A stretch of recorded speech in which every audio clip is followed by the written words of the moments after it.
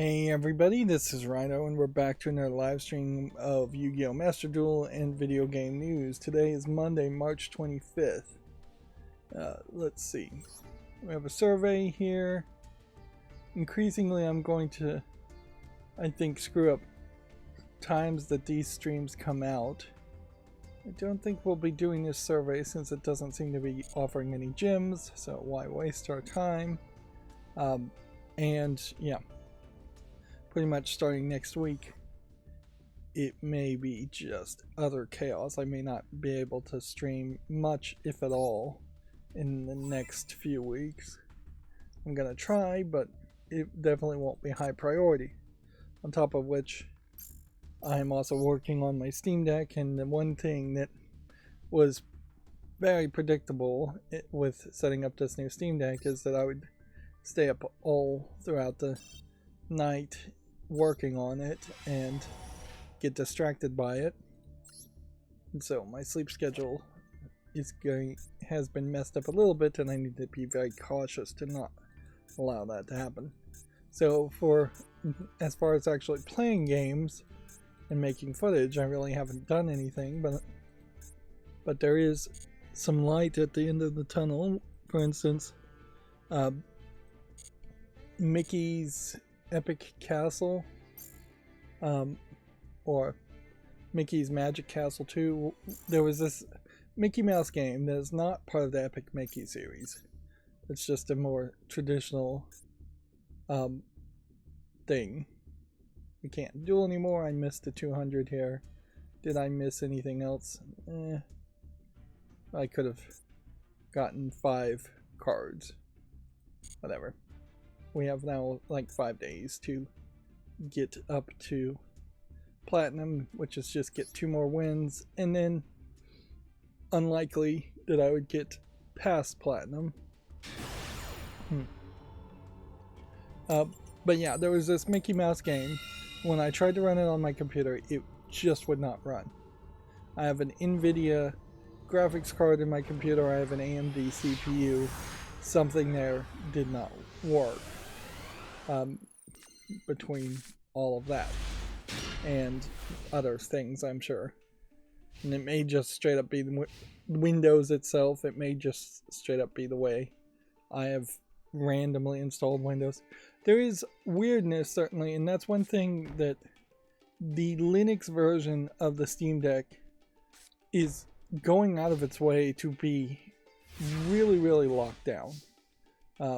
SteamOS itself is really only designed to let you install sandboxed applications called Flatpaks and games, and it is 100% focused on the gaming aspect. It's 100% focused on the game. Well, I'd say it's 99% focused on gaming mode on that too. So the desktop is definitely just an afterthought. And you can pretty much tell, because ever since getting my Steam Deck, I've done almost nothing to gaming mode other than install a few games. I'm installing games, seeing if they're actually playable, seeing how well something that might be a touchscreen game might be playable compared to something that might be a keyboard game, compared to something that would actually work with the controller buttons. And yeah, the gyro mode in particular is absolutely nothing. Like, there's just nothing going on there. Nothing that would in any way encourage the idea of using the gyro in more than a couple of games. I can think maybe a Super Monkey Ball game, if it had gyro support, makes sense, but it is simply a fact that having gyro in a Steam Deck or a Nintendo Switch is really just a matter of adding a feature for what would probably cost about a penny as far as a gyro chip that you would want anyways. That way you could detect drops and falls and maybe react some way if you are detecting a drop. Although it's not like there's a hard drive in there that you could park if you were detecting a drop. So mostly it would probably be just to invalidate warranties if it was dropped. And as somebody who has dropped PDAs in the past fairly often and used to drop phones fairly often, and I do knock phones off my nightstand onto a carpet fairly often, I can't imagine you really dropping the Steam Deck. The only way you could do it, and this is one thing that obviously they haven't thought about, is there's really no screen rotation mode. You can, in the Linux desktop mode, rotate the screen 90 degrees, but it doesn't rotate how the mouse cursor would work. So the touchpad replacing the mouse cursor is just going to be kind of out the window, and you'd have to have a Bluetooth cursor to adjust for that. And the form factor is just not really designed. It's almost thin enough with big hands that you could hold it at a 90-degree angle into kind of a book reading mode. There aren't really a lot of great apps in the sandboxed flat hub, flat pack repository. The repository is called Flat Hub. The applications that are sandboxed are called Flat Paks without a C. It's FLATPAK. And the security there is really, really high, but it's sometimes a little too high. And so there are some times where you'll install like a text reader, and then the text reader might have trouble reading files outside of certain locations, which, since I'm messing with files, that's going to be an issue.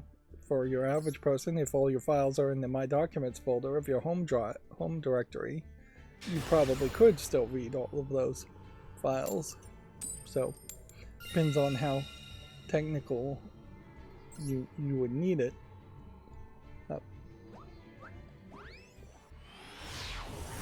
There are very limited settings that you can change for the sandbox, but there are a few for a few applications.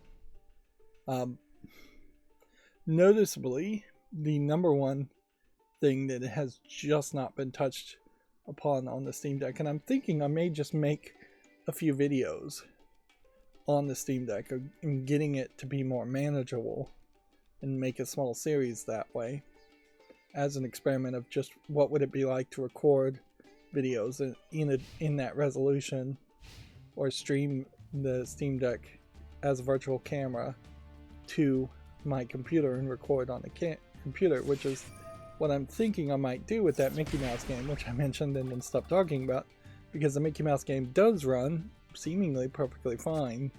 I only played it for a minute or two on the Steam Deck. So there's been not that many games really that I've run into on Steam when I've run terribly, and then I thought it might be worth trying them. Really, it's only been that Mickey Mouse game where it's run in a messy state. There have been some games I've covered certainly that have been stuttery, but that does open the door to a possibility of me playing a few games on the Steam Deck and then having OBS on the Steam Deck act as a virtual camera to then stream the videos and record the videos, or even experimenting with directly recording. There's a couple different ways you could do it. You probably would have to be in desktop mode to play the game, but you can launch games in desktop mode outside of the gaming mode. But I also kind of question whether the gaming mode isn't more efficient, because I think it might be a completely different session, as it were. that it's just pausing and shutting down the desktop mode when it's in gaming mode. I don't think it is just a different window of the Wayland window management underlying software, but it might be. It's definitely not just a virtual desktop. I'm pretty sure about that. I'm really not 100% sure about anything now.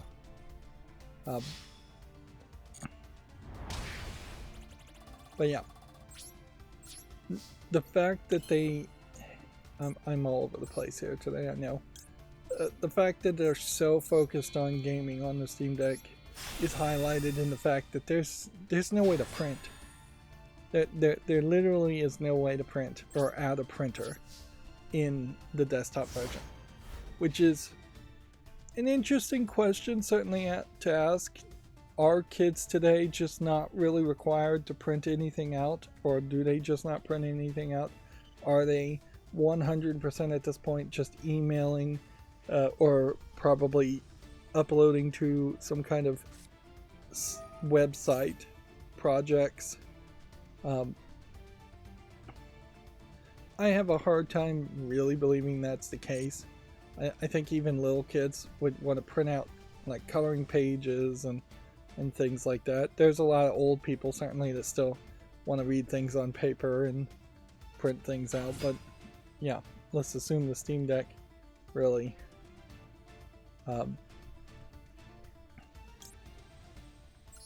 let's just assume that the Steam Deck is really for younger people who wouldn't have that feeling.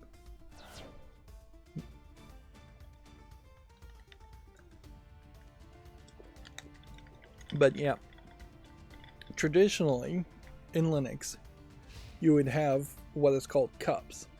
I think it stands for like Common Unified Printing Service. It acts very much like a web server. It has a configuration page that it runs on a web server, which is kind of shocking. And that's what you would use in Linux to install a printer and print to a printer. You would use a lot of integrated other applications like PostScript or GhostScript. There is a new standard called Internet Printing Protocol, IPP. I think it stands for Internet Printing Protocol. And so newer printers could be connected to in that way, and then that might get rid of a lot of the older standards of how you would do things. Maybe add some security, save some space type things, but that too is not accessible directly. Now there is one way to get printing working, and it's insane. It's first of all, for the Steam Deck, going to have you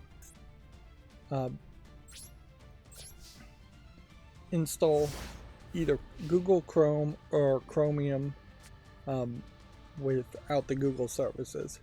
Then go to the Google Web Store that's still in Chromium, even though a lot of the other tracking and extra Google services aren't in Google in Chromium. And then there is a extension plugin you can install that's called something like IPP printing for Chromebook, and that extension can print through Chrome, which means anytime, if you're using like LibreOffice on the Steam Deck desktop mode, anytime you want to print anything there, you're going to go file print. It's going to say print to a PDF, which is the only option available.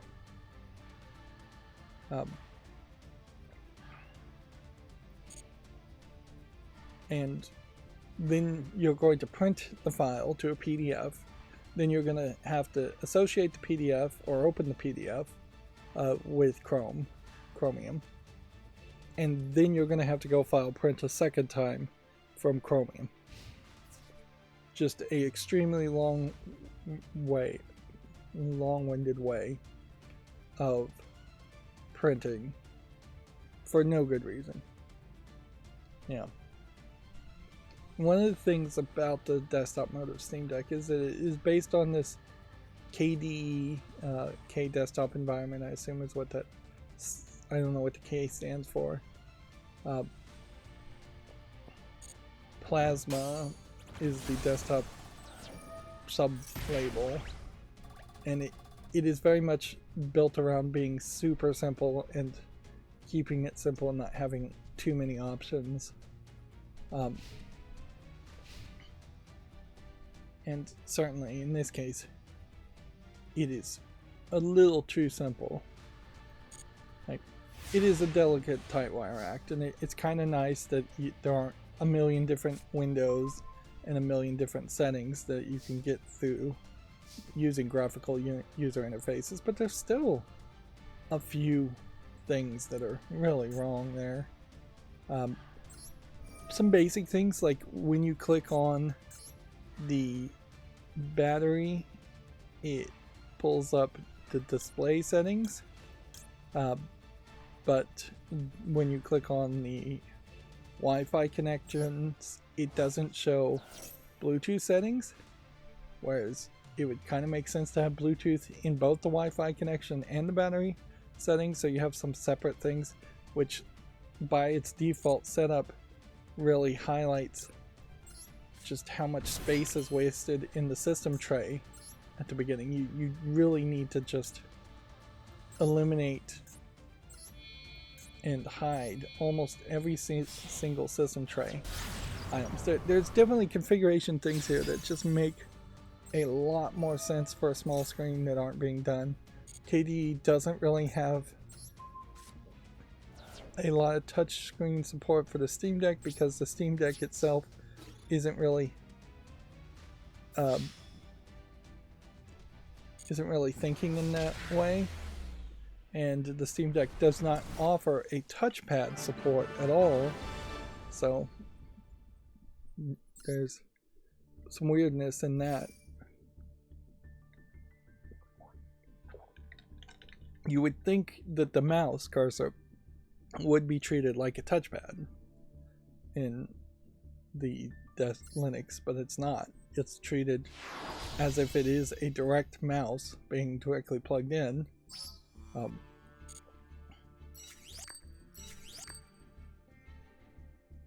Yeah, and there's some weirdness there. In particular, I think the keyboard is a lot weirder, but the mouse itself is also weird.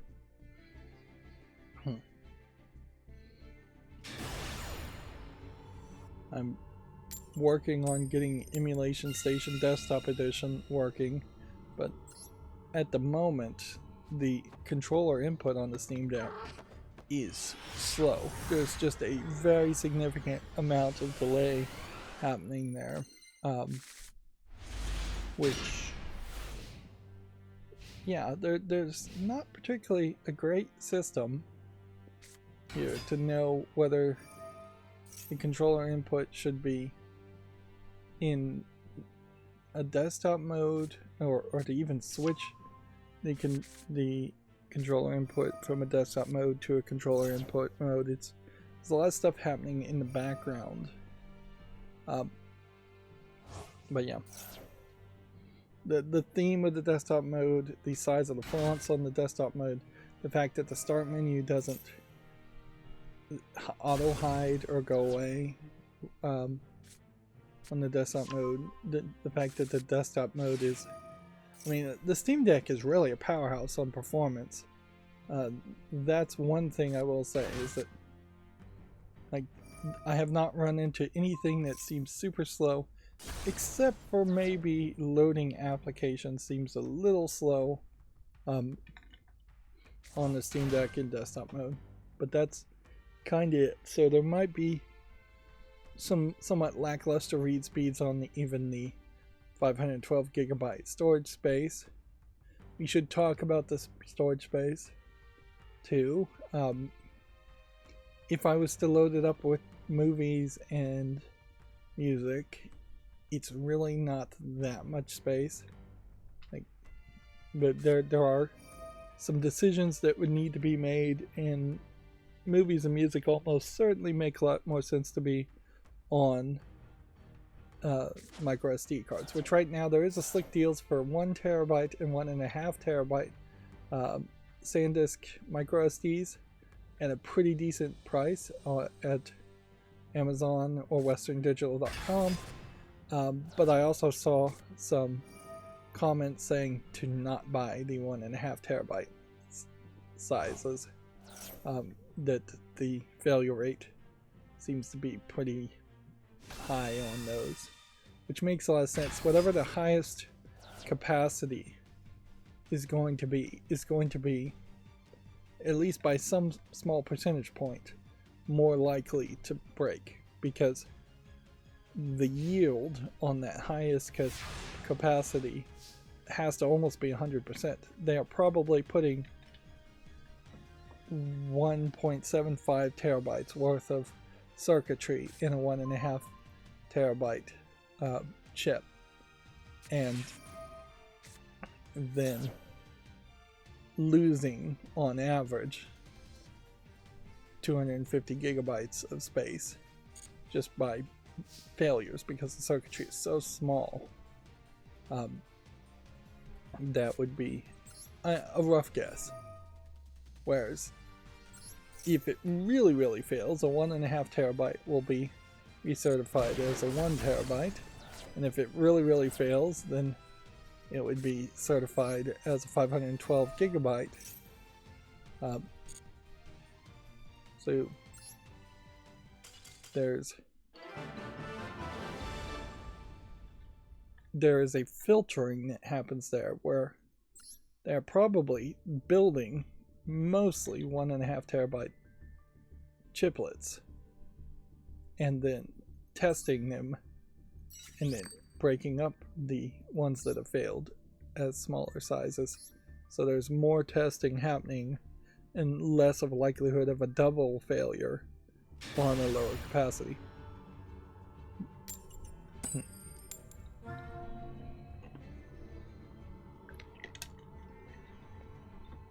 That is certainly another thing that needs to be mentioned. While I have been able to set up the Borg backup application Vorta that will back up the Steam Deck to a server I've already set up on my router, which that's a fairly complicated process and a little too low level to suggest other people do that. I'd recommend it if you want to get technical, but it is not simply as easy as just a couple of clicks, although it could get easy. The trouble, if you run into trouble, you're not going to have a lot of support. While I set that up, there is not a way to use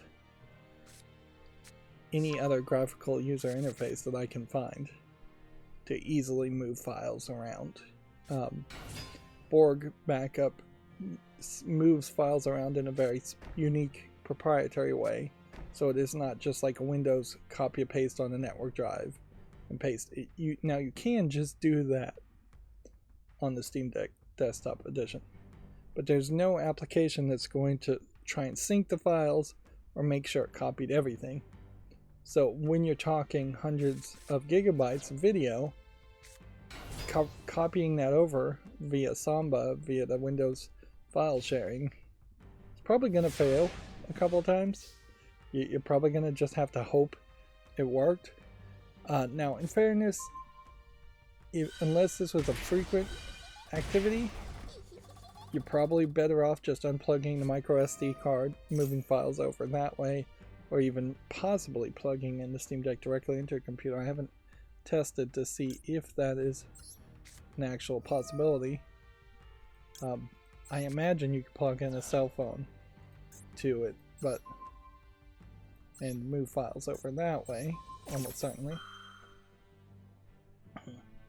I've installed a program called LocalSend to send small files, but that really wouldn't be the right way to go to try and synchronize massive amounts of data, movies and music and things like that.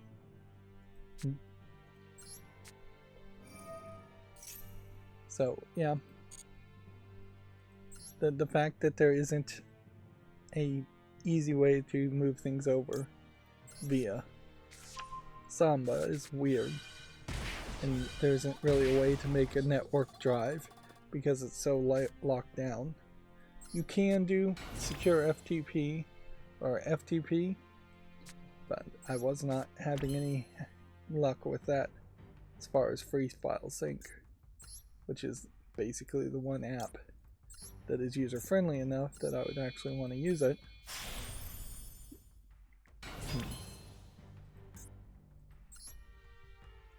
But yeah.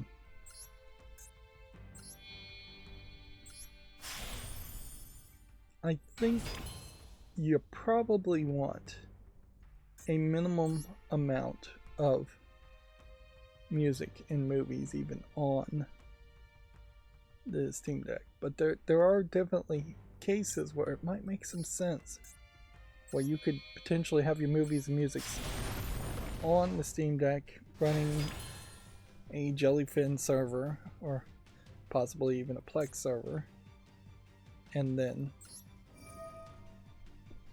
streaming that to other devices in people's houses, bigger TVs, or just watching it on the go. Of course, every movie you have is going to be the equivalent of a very much larger game that is going to take a lot more time. So it is very much comparing ping pong balls to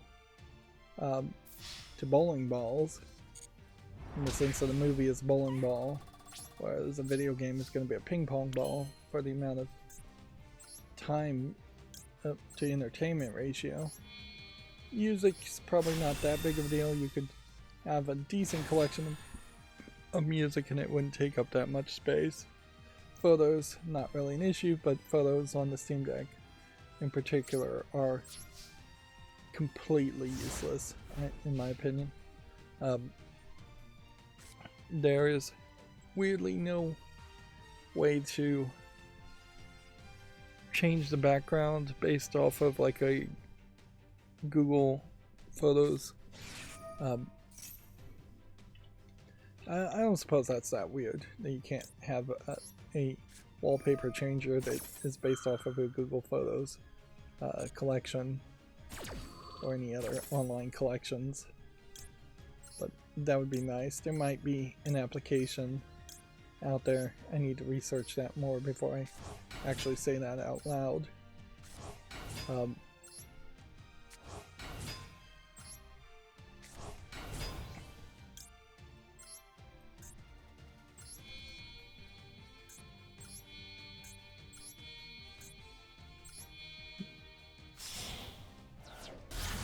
But yeah,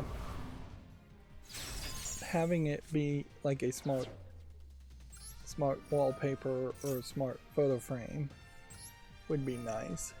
It's always nice if you can get any device to do that. You can do that on Android with a application called Photo, F-O-O-T-O-O.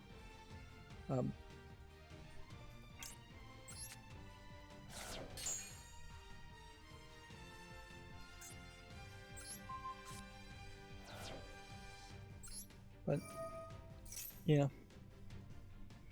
otherwise I think photos are kind of useless though, because you don't have a camera. So unless somebody's going to make a USB-C camera that would plug in nicely to a Steam Deck, there's not a great system there to do any kind of Skype or video chat. You would just have to do no video, which is probably something I think parents would like, frankly.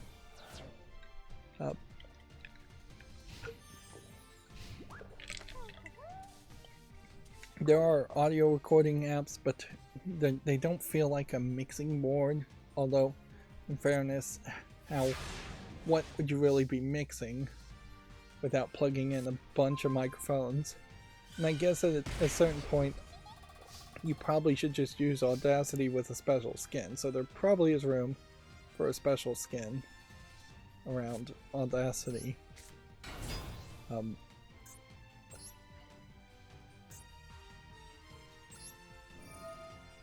So that's another thing that I'm gonna research.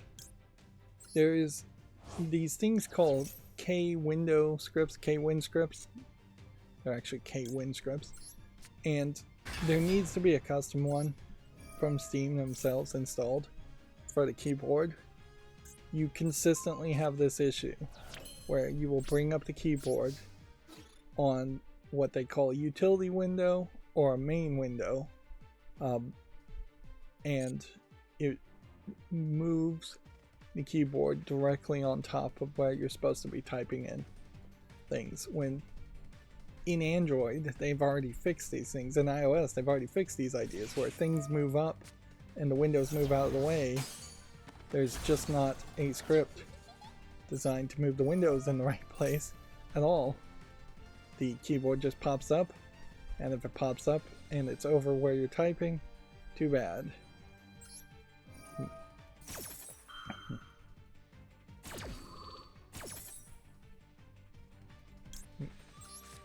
So I very possibly am gonna have to program my own script and publish it for other people to use, but I mean, it really should just be by the default, by design,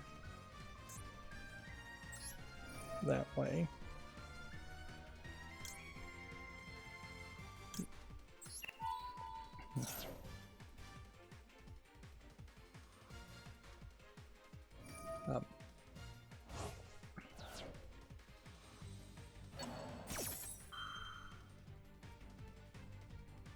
Just let that happen, I guess. We'll see what happens.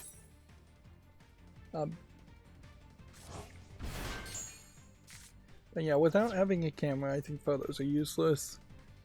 Music is good, movies are good. There really isn't a lot of demand for music videos. In particular, TV is good enough as a concept. Although, again, all of that is going to take up a lot of space, and it just makes a lot of sense to potentially have a collection of micro SD cards and swap between those micro SD cards, and have games installed exclusively to the actual internal memory,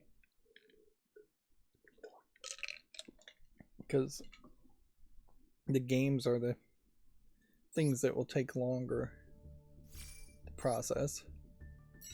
It also makes a lot of sense to have a different setup of a network connection and just use Kodi as a media player to connect to network drives to stream movies and TV, particularly if you don't want to take up space or buy extra SD cards, or if you are wanting to have more tighter controls about what people can see, kids can see, or you want to just constantly update it for multiple devices.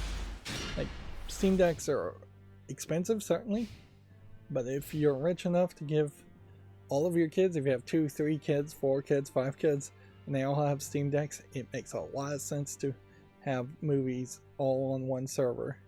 Now, they can't go outside the house, but it's questionable, certainly, just how much outside the house activity should be done with a Steam Deck in the first place. Because they, again, are too expensive. Just way too expensive of devices to really take outside of the house. To the point where it makes a lot of sense to give to say you can't take the Steam Deck outside of the house, but you can take a Nintendo Switch outside the house. Of course, that then loses all the portability benefits of the Steam Deck and the idea of using it more like a computer and having a portable computer. Like, ideally what you would want to see happen here is that Steam Decks would get really cheap, and they would become ubiquitous enough that they wouldn't just be this immediate target for destruction or theft, which is kind of what a Nintendo Switch is now, 7 years later. It's like, yes, I could still see kids trying to steal each other's Nintendo Switches because kids will be kids, but it's not as likely to happen in my mind. Yeah. So certainly I've got a lot that I'm working on and a lot going on in my mind as far as just how much functionality can I really create out of the Steam Deck, how much customization can I really make.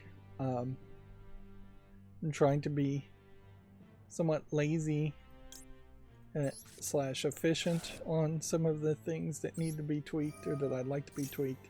For instance, particularly on the Steam Deck, there are applications like the Arduino IDE, which are great applications to highlight and probably should have links to install them built in by default on the Steam Deck, just as a form of education and promoting education, which is definitely the sell that they should be doing with the desktop mode, is that the desktop mode is all about being a work mode and focused on that kind of applications. But the Arduino IDE, it's probably 200-300 megabytes, just not way too much space being taken up if it's installed by default. It just doesn't make a lot of sense to do that. So the move, in my mind, almost certainly is that there should be a way to make installer icons, and the good news is that there is a way to make installer icons, but you have to do it manually, which doesn't really work for me because I would like to be able to uninstall a lot of applications every now and then and have an installer application made for it. And I also don't want to have a massive amount of installer application icons just also on top of the application icon when it actually is installed. So I don't want duplicate icons. So I thought up a name for what I'd like to do, and I call it entombing. You could call it orphaning. Like, an orphan file means that in Linux that there isn't a parent file to it. So technically you could call it orphaning and reuse that, but that's a little bit less descriptive, and it's a term that's already being used for other reasons. But the idea is to make effectively a link that's like a headstone and uninstall the rest of the application, particularly in the case of the Steam Deck, because it is more sandboxed, more locked down process to install applications in the first place. So it does make some sense to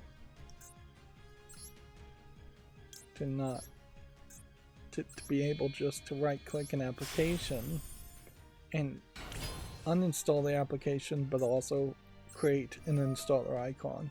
And really that's just a script, and really I could write that script and probably will end up having to do it myself, but installing the script in the place it needs to be so you can right click an icon and quote unquote entomb it would require me to unlock the locked part of the operating system, which is the vast majority of the operating system on the Steam Deck is locked down. And if you do unlock that and install it, as soon as there's a new version of SteamOS, which there definitely is room for a new version of SteamOS, that part will get overwritten.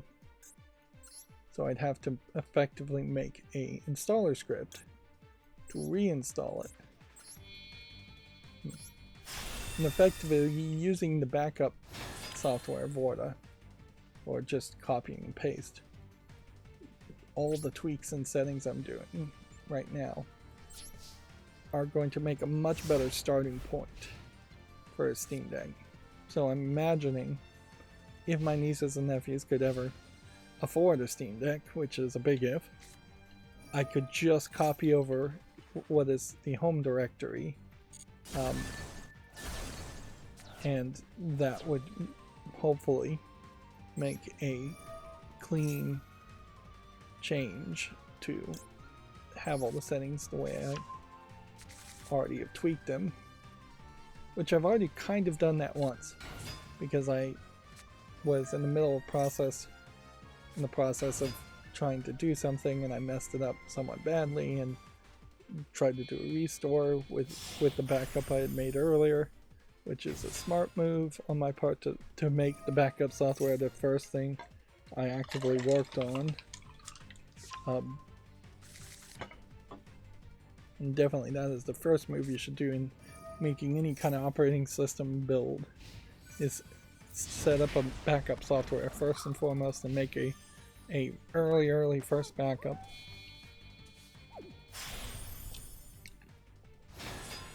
That's particularly true with Borg backup because they are incremental deduplicated backups. So a smallest possible backup at the beginning makes a lot of sense. Of course, I had a lot of hassle with Borg backup, getting it to back up everything that I wanted backup and nothing more. In particular, there is a whole folder in your home folder for Steam, and I don't think that there is any reason to back up any of that. That's where your games are going to be for Steam, and I think that is just going to be a waste of space, because before you even get to desktop mode in a Steam Deck, you're going to log into your own Steam account and just start installing applications and games through that.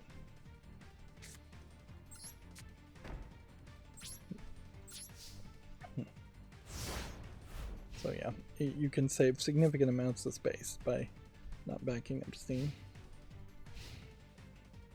Which, thinking of that mess up, the main problem that led me to messing up was that on the desktop, if you click the start menu, you see an application you like, and then you right click add the desktop, it does not make the shortcut, which are called desktop files, quite right. It makes it, but then it makes it it makes it a link to a link, which normally would be fine, except for that then automatically and seemingly unchangeably puts a little chain icon in the lower right hand corner. So instead of having nice icons to the application, you have a nice icon with a chain link. And so what you have to do at that point is you kind of right click what is pointing to, and then you have to make a new icon, and the new icon directly to the URL of what it's pointing to will, I think that's what I was doing, to create the icons without the link. Also on the desktop mode by default, there is just nothing. It doesn't make a lot of sense, particularly on Linux, particularly on this version of Linux, that there isn't at least a trash can on the desktop for trash files being deleted, and at least a folder for the home directory. More realistically, it should be a folder for home, videos, documents, things like that. All the default, what they call places, locations. Just a bunch of folders like that. There is not inherently a My Computer icon, but that's fine. That just saves you a click. The only icon by default on the desktop is to return the gaming mode, which again highlights how Valve's only interest in desktop mode is to get you back out of desktop mode and back into gaming.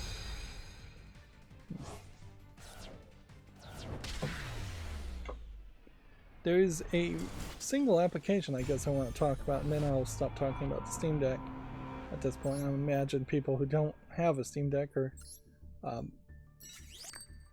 probably going to get bored of this, but it is certainly what I'm working on and what I'm hyped about at the moment.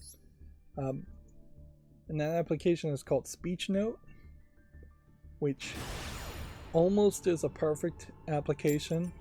It's a little slow to load because it has text-to-speech and speech-to-text functionality built in and launched immediately when you launch it. The only other problem with it is when you open a new application, a new text file, it's just going to append it or replace what text file is there. It does not have a tab function to have multiple text files open, and for that small screen you're going to want some kind of text reader, and text readers are really important to get right, particularly on small screens first and foremost. But yeah, without the tab functionality it can't and shouldn't be the default text reader, unfortunately, when it makes a lot of sense to make it the default text reader, particularly for people who aren't going to type a lot or don't want to, or struggle with typing or struggle with reading. Yeah, there are some accessibility issues certainly that can be addressed with something like Speech Note. The biggest problem though with Speech Note is that it has a huge amount of cache that it seems to build up. I have to research this a little bit more, but it does certainly give me the feeling that it might be too big of a disk usage for its own good.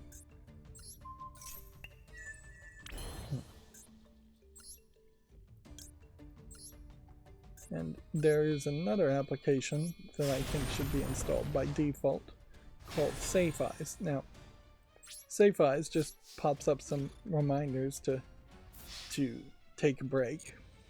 The reminders seem to be kind of random and very possibly not medically researched. For instance, one of the reminders is roll your eyes in a clockwise direction. Why clockwise? I could not tell you.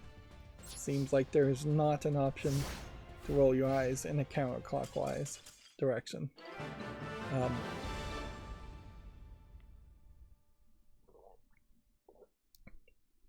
None of the recommendations seem too crazy though. Stare off in the distance for a while, take a walk, drink some water. Very basic reminders. Some of which expand past the idea of just protecting your eyes. There are nighttime modes built into Steam Deck, both in the gaming mode and the desktop mode. That will change the color tone and remove blue from the color palette. But yeah, Safe Eyes, as far as taking a break, is a decent application to have installed, and not that big of an application, which is the truth for most of the Linux applications, is that a lot of them are going to be a quarter of a megabyte or 1 megabyte.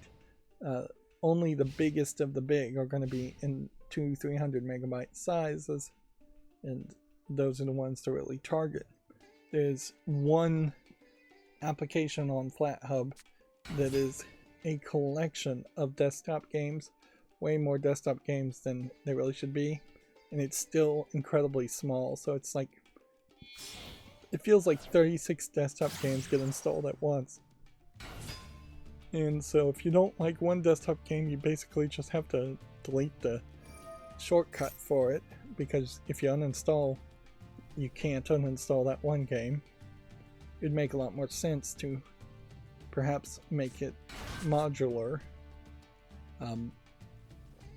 Install one app that is a launcher that then would install other modules for other desktop games.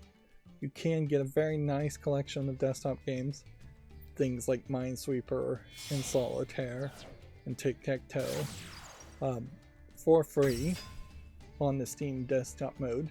So it kind of makes a lot of sense to have those installed by default. That is also certainly a different experience than playing regular games, and it's questionable how many of those experiences do you really want to play when you could just be playing a much better video game on the Steam Deck. Yeah.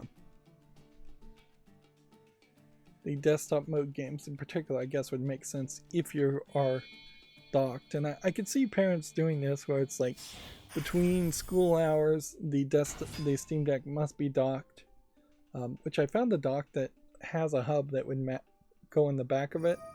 So I think I will want to get that at some point. Just a hub that attaches to the back of the Steam Deck and is always there, and has a secondary NVMe slot and a micro SD slot, so it's just room for a lot of extra expansion being plugged into the top of it.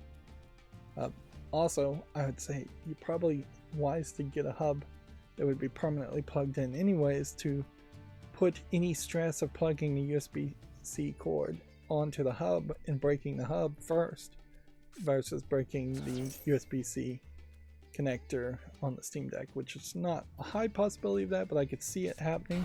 I could see knocking the Steam Deck off a nightstand with it being plugged in, and then that being the point where all the pressure goes. When the Steam Deck is processing, it also gets somewhat warm, and somewhat warm on the bottom part. So if you are using it and just resting it on your stomach, it's going to get a little warm. I think there's room for a hard shell case in general on the back of it, an extra hard shell case, or a rubberized case, grips on the back of it. There's room to attach deeper triggers for the L3 and L4 and the R3 and R4 triggers, because those are very much indented. One of the things about the Steam Deck that this may just be a breaking in issue is that the X button in particular has stuck several times already. So I think maybe the quality on the buttons could be improved a little bit. I like that I have the OLED version and that the analog sticks are pure black. There isn't a white color on the bottom side of it. Noticeably, because I haven't been playing games, I really haven't been using the analog sticks at all. I would have thought at first I would have been not using the touchpads, but I'm using the touchpads way more because I'm in desktop mode using it as a mouse, and I'm using the triggers as left click and right click quite a bit. But the analog sticks really don't play any role in desktop mode at all. But almost certainly they will play a role in actual gaming. So I don't think they can just disappear completely.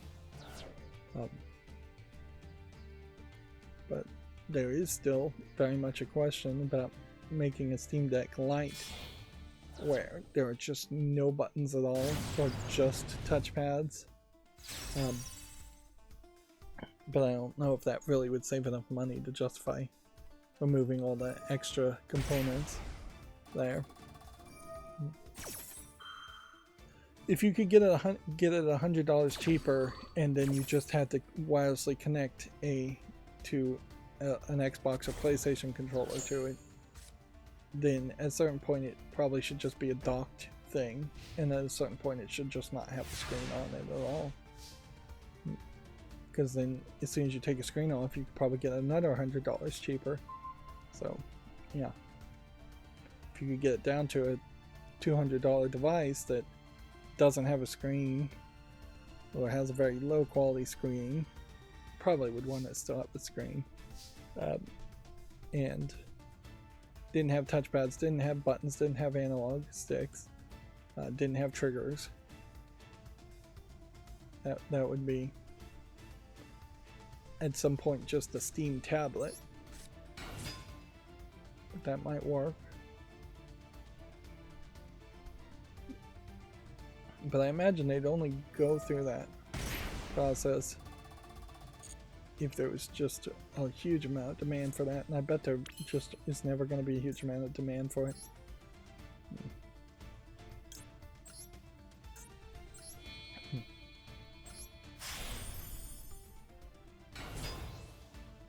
Yeah, and it's way too early. Here we are just about at the beginning of April. Well, not quite at the beginning of April. It's way too early to say the Steam Deck is the gift to get for Christmas this year, but it very possibly is going to be. Of the consoles you might want to get, it might be the best offering. That being said, we heavily suspect that the Nintendo Switch next Nintendo console is going to be in the first or second quarter of the next year, so it would be an extra expense. But if you needed a computer, it's really hard to suggest anything else for a kid that needs a computer first. Like, your two options are either you buy a Chromebook where processing is going to be really terrible, and it's going to be way more locked down and limited than the Steam Deck even is, or you're going to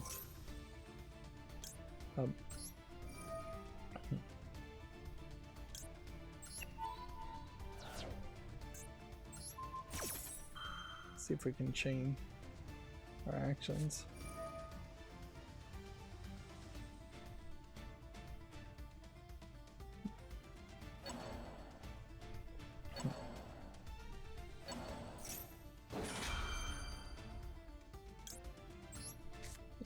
Let's see what we can do now.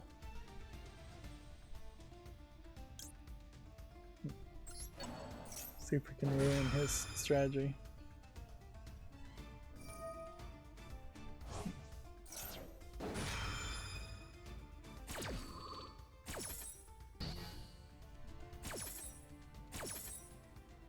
I have no idea how this is gonna resolve.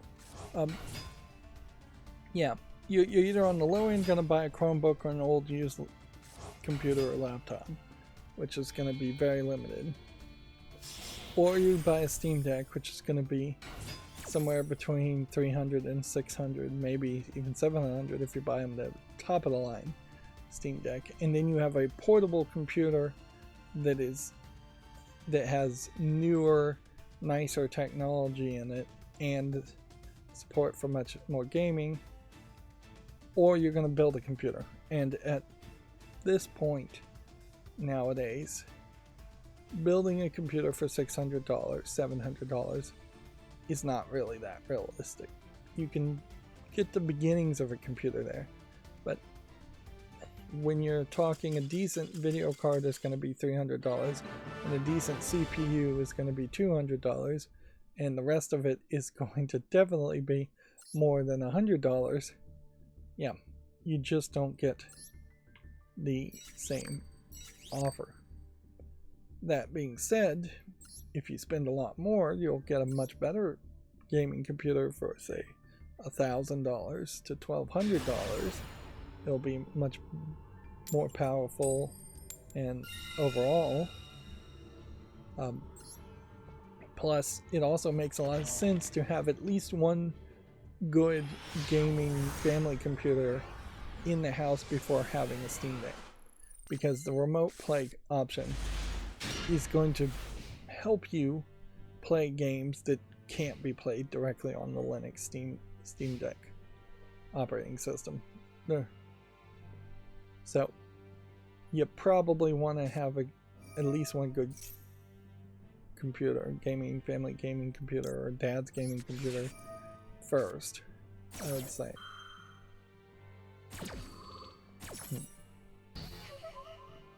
But yeah, losing remote play is only going to be a slight loss. And if you're buying Steam Deck for kids, you're probably starting a Steam Deck account, or starting new Steam accounts for them, or starting new Steam accounts for yourself. So you may not really buy any games that don't run on the Steam Deck in the first place. Family sharing within the household, however that is actually going to work, is another thing that is a consideration. But I would say do not buy anything, don't buy a Steam Deck expecting the family sharing to stay the same or to even work. Make the general assumption that you're going to have one account per Steam Deck per person, and that one account is going to buy all the games for that Steam Deck.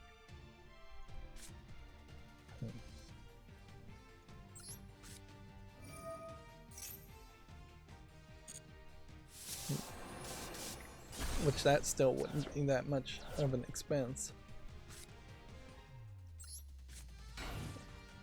You're talking, particularly with Steam sales, very cheap game purchases.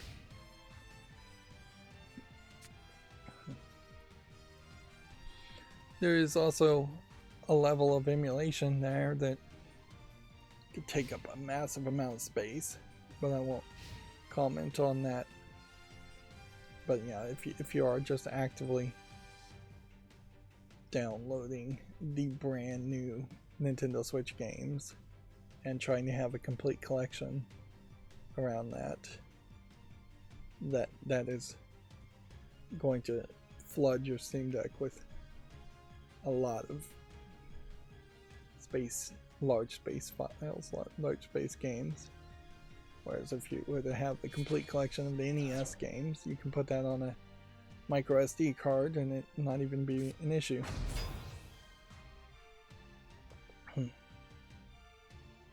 So this should be our last game, and this should be me shutting up about the Steam Deck at this point. Of course, the news here isn't going to really let me shut up too much about this. Video Games Chronicle has an article here. Phil Spencer has discussed what he'd like to see in a potential Xbox handheld. I've got my list of things we should go do, says Microsoft's head of gaming. Here you can see a Steam Deck LCD version because of the white elements with a Game Pass overlay image being artificially added on.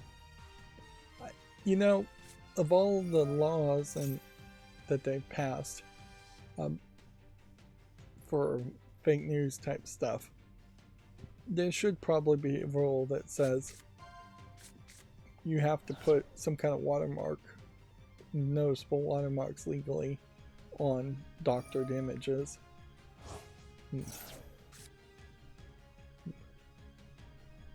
Let's see. We have, let's see, time themed pretzel saying sharing the Steam Deck isn't an option because I'm too poor to have one in the first place. The only reason I'd get a Steam Deck would be for the Wilds. If there's an Xbox handheld, then I could run it. That would have been one extra buyer.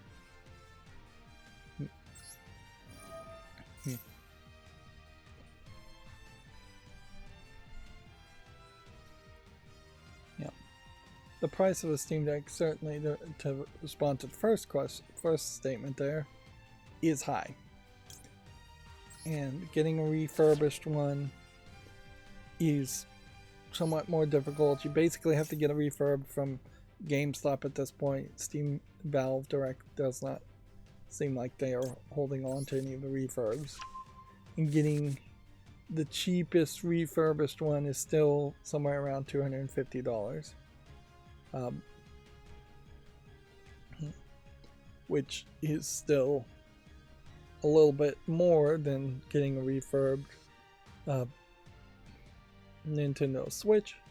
Of course, the difference there is you're going to be paying for a Nintendo Switch for every single game. You'll be paying a high price, whereas if you've already been a PC gamer, if you already have a Steam account with tons of games, you have that extra thing. And even if you're a brand new PC gamer, Steam sales make a lot of games super cheap. That is not even to mention the Steam Deck Linux desktop games, which I would not recommend buying a Steam Deck just to play the Linux games. Linux games are typically ugly looking and limited. They are solitaire style games, not worth it unless you really need it for a computer. UK not having a GameStop. I think it's Game in the UK that has the refurbs of the game Steam Deck, but I'm not 100% sure. I think that's the company is called Game, but it may be some other company that has it. And then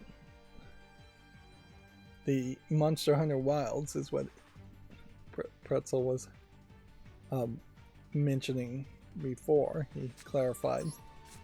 Which, yeah, you definitely could play a game like Monster Hunter Wilds if that is your one main game.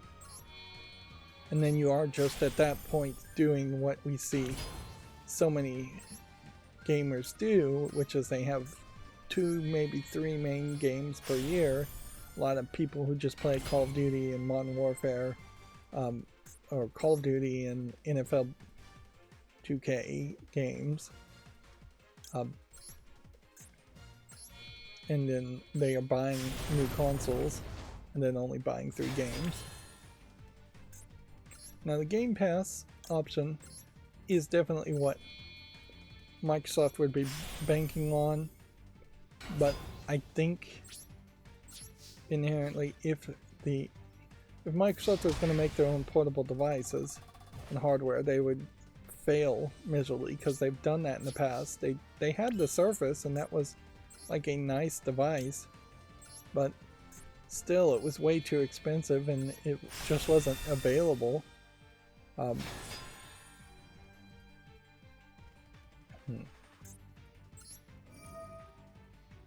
But yeah, I think it would make a lot more sense for Microsoft's success to get the Game Pass to run on Linux and then just have it be part of the Steam Deck itself as far as just another launcher, which you kind of can do some of that already. It's not a 100% no-go to get Game Pass to kind of work, or the Microsoft streaming service to kind of work at the moment. They just need to really polish it up. I think Valve really would be more than happy to let Game Pass be installed on the Steam Deck. Pretzel says the store game mostly sells plushies and poop. CEX does some stuff, but meh. I'd obviously be playing other games I couldn't access on my Switch, but Wilds would be my main reason, and World, as I never got back to enjoy the DLC. Yep. Yeah, it's kind of pointless to try to throw any derision on people who want to just mainline one game and play the one game. There are people that just want to play all the mainline Pokemon games, and there are people that just want to play Madden, and there are people that just want to play Halo first-person shooter type games. And we increasingly as gamers, I think, have done the right thing. For as much as people like to label gamers as being intolerant and hateful, I think we've done the right thing very well by not breaking into cliques and cults of, oh, this is just a frat boy first person shooter gamer bro. I will sometimes talk that way, and probably shouldn't, as far as what the Xbox originally was all about, targeting the gamer bro community. But in the long run, that gamer bro community that was all about Halo on the original Xbox grew the audience and grew video games to the point they are here, which is fairly profitable and successful.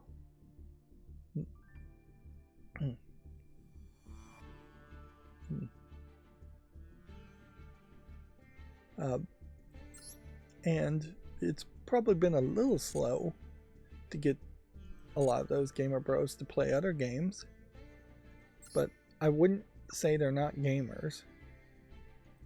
I wouldn't try and gatekeep at this point. I'd just say that they are very specialized gamers that play what they like and don't really expand into any kind of other styles of games. I will say, to kind of not spend too much time on this, I question whether Microsoft really is going to put any major successful effort into this. Like Microsoft itself, not just the Xbox division, is very known for trying things and kind of failing and then giving up on them, and I wouldn't be surprised if that's what they would try to do. If they made competition, maybe it would bring the prices down a little bit, but you definitely would be in the wrong place if you bought a Microsoft Steam Deck competitor, unless that's just going to be their only console. And they definitely would tease it like, this is our new console, this is the thing we're talking about, but then 4 years down the line they'd come out with another console that would plug into a TV, almost certainly. Not that the Steam Deck can't plug into a TV, it just doesn't have HDMI out, so it would have to plug into a USB-C receiving TV. But I imagine what Xbox is mostly going to do is they're going to focus, and they probably should focus, on making games, and then they are going to focus on acquisitions even more and growing, and they probably shouldn't focus on that. And there will be layoffs in that process almost certainly. Pretzel says pronouncing CEX as CEX is obviously a way to not get cancelled.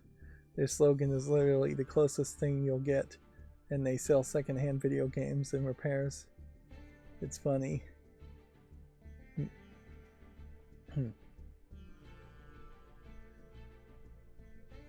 Well, yeah, I wouldn't really ever pronounce it as a United Statesian as sex, spelled CEX. If I was being really silly, I might pronounce it with a hard K sound as kex. But yeah. CES, the Consumer Electronics Show, is fairly well known, so that's why I would pronounce it CEX. Let's see. Larry Herb here has been at PAX, and one of the things that he tweeted is that he had a ton of people at PAX ask him what he was up to while he was there as an advisor to Midwest Games Company. He's also involved with a few other projects, he says. Then he's going, hit me up in direct messages and emails if you want to work together. So I think Larry Herb, in that Larry Herb is kind of bored and desperate for more work, in that he is publicly asking for people to work with him, although maybe his perspective is that the vast majority of people that follow him are probably somewhat professional. Yeah. But yeah, he has really not posted anything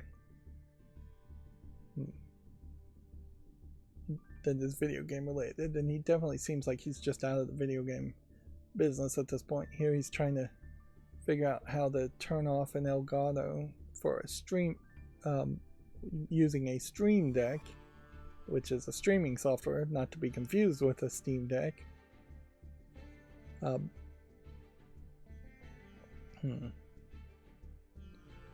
So they made him a special setting button just because he asked.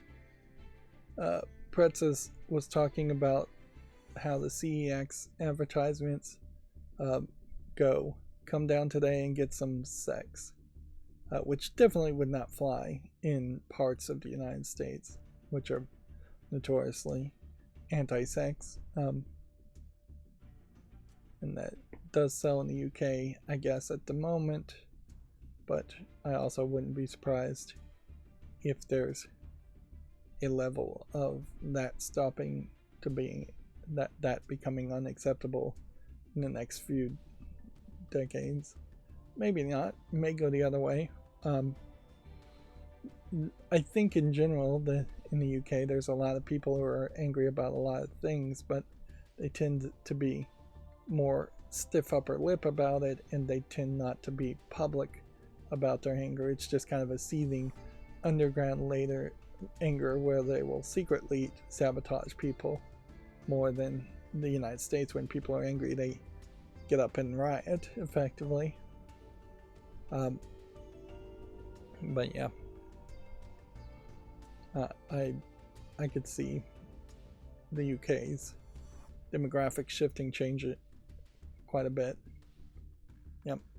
And from someone outside looking in, I think they need the major infrastructure overhauls. I think most Western countries need that, where they start tearing down buildings and building much more efficient buildings where they once were. Much more energy efficient, much more dampness resistant. Probably with new technologies to heat and cool and remove moisture. Time Thief Pretzel says, good night, my AGWAIAF. I'm not saying what that acronym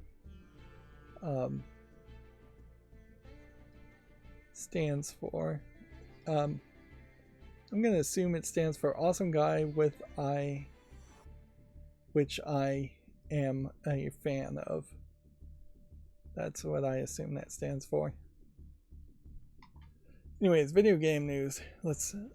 I did start late here, so I don't want to spend too much time on this. Bethesda has offered a small Elder Scrolls 6 update as the series has celebrated the 30th anniversary, which I guess is better than nothing.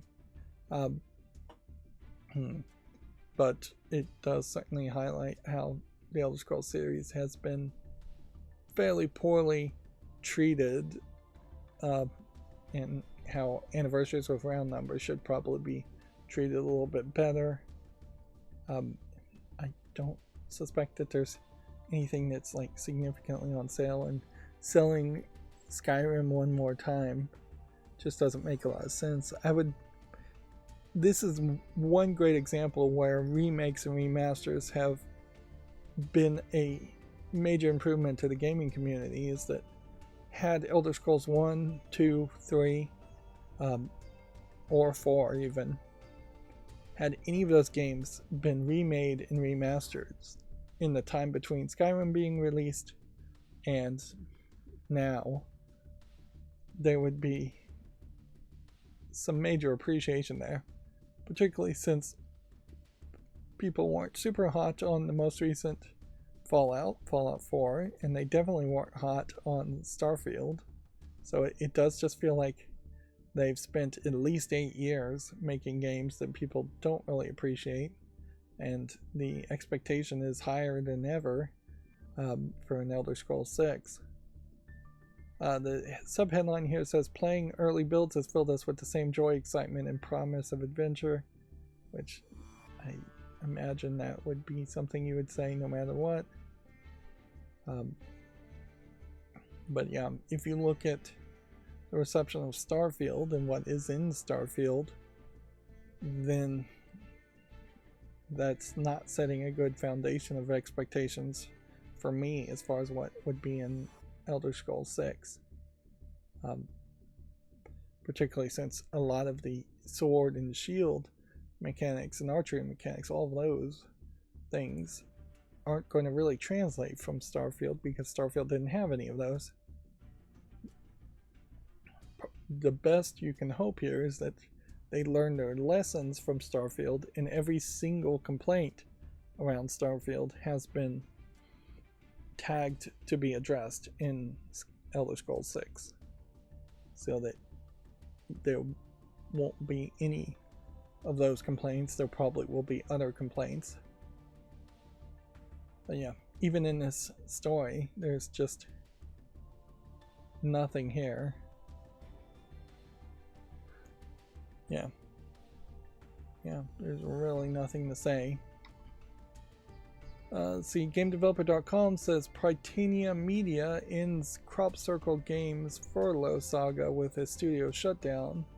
Following a number of staff layoffs in February, the Crop Circle was completely shut down at the tail end of GDC's week. Which, okay, this is another headline where we're seeing actual shutdowns, which I think is better than layoffs, frankly. I don't see a point of dragging it out, really. You might as well just shut down and admit that there's a lot of video game companies out there that just didn't succeed. Inherently, I can't go on a rant on capitalism today because I don't have time, but in a capitalist system, there are supposed to be, or there's just naturally going to be, way more losers than winners. So we should really expect that to happen in video games as in any other industry, and that definitely highlights what gamers really would want. We'd like everybody to be funded well enough to keep on making games, as long as there's at least one person that's liking it, and that is the bare minimum requirement, is if you can find one person, even the creator of their games themselves, enjoying the game, then artistically it's adding something to society. So we should let people spend their time making those games, whereas under a capitalistic system, it's you have to find enough people to make enough profit to justify maintaining business and paying employees and keeping the shareholders happy, which is the big problem as the shareholders get greedier and greedier and greedier. And it's an unsustainable system because greed just constantly grows. Anyways, moving on. It seems to me like Microsoft intentionally leaks a controller scheme every single time. Now, I don't think that there's a single case where these controller schemes have not been leaked, and it seems like that is just a decent way to advertise their controller skins without actually spending any money to advertise the controller skins. And yeah, I imagine it doesn't cost much to change the color scheme, and it doesn't cost much to sell these controllers. I also would heavily suspect that there is a case here where these plastic molds with different color schemes have to be leaked fairly early because they're just being made in Chinese facilities where security is just not going to be a major concern. Now, I will say that these grips here look slightly different formed and maybe even a little bit rubberized to it, which, yeah, I could definitely see some improvements on the Steam Deck in that aspect, just a little bit better quality physical components. I don't think it's really worth it to take apart your Steam Deck and replace the buttons and replace the triggers and do any of that, but yeah, when they come out with a new model, I think improvements on the controllers and buttons could be a big deal, certainly.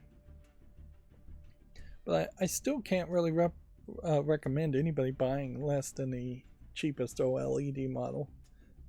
I will say I'm not super impressed with the OLED. I think the screen by default is too bright for being right up at your face at 100%. I haven't found yet a way to adjust the screen brightness with any kind of combination of buttons presses. One would assume that you could hold a trigger or press the Steam button and then press up and down on the volume to adjust the brightness, but no, it seems like you have to press the options button and go into a menu to adjust brightness, which, yeah, that seems weird that you can't trigger that without going into a menu.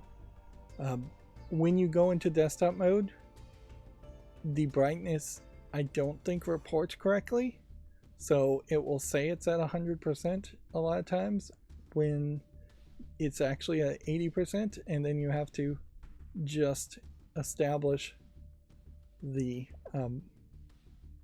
brightness back to what you want. It doesn't by default have any profiles set up to increase the brightness or if it's plugged in, or if the but it does decrease the brightness somewhat if the battery's getting low. I think battery life on the Steam Deck is also pretty good so far, although I've mostly kept it plugged in, and yeah, that is just how I'm mostly going to use it.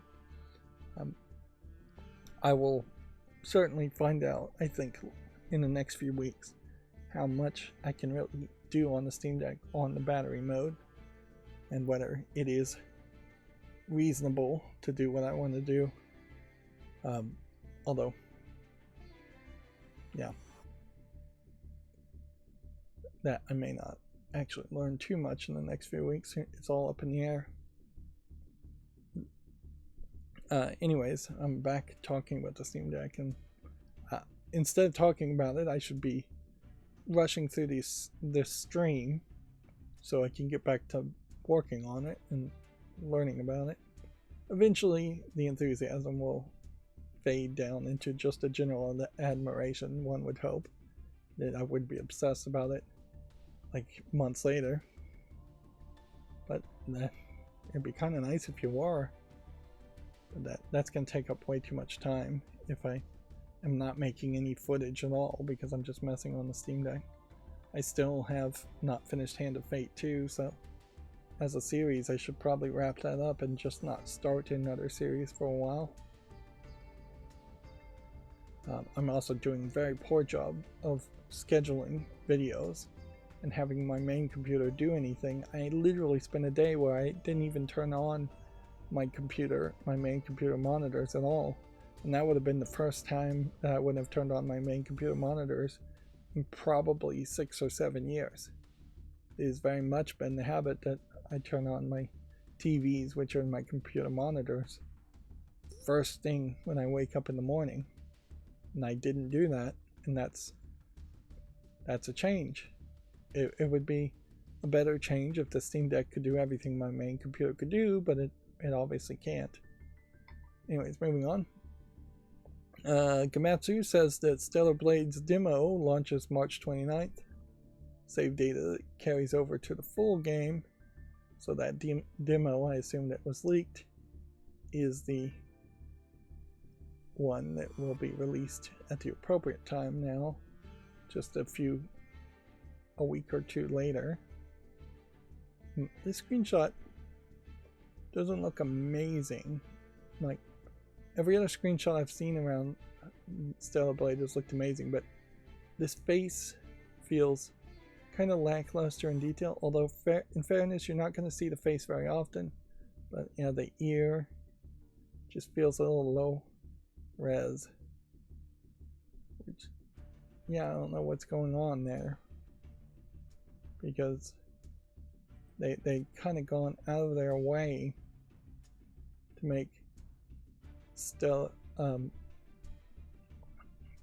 Blade look amazing in every other screenshot. Yeah.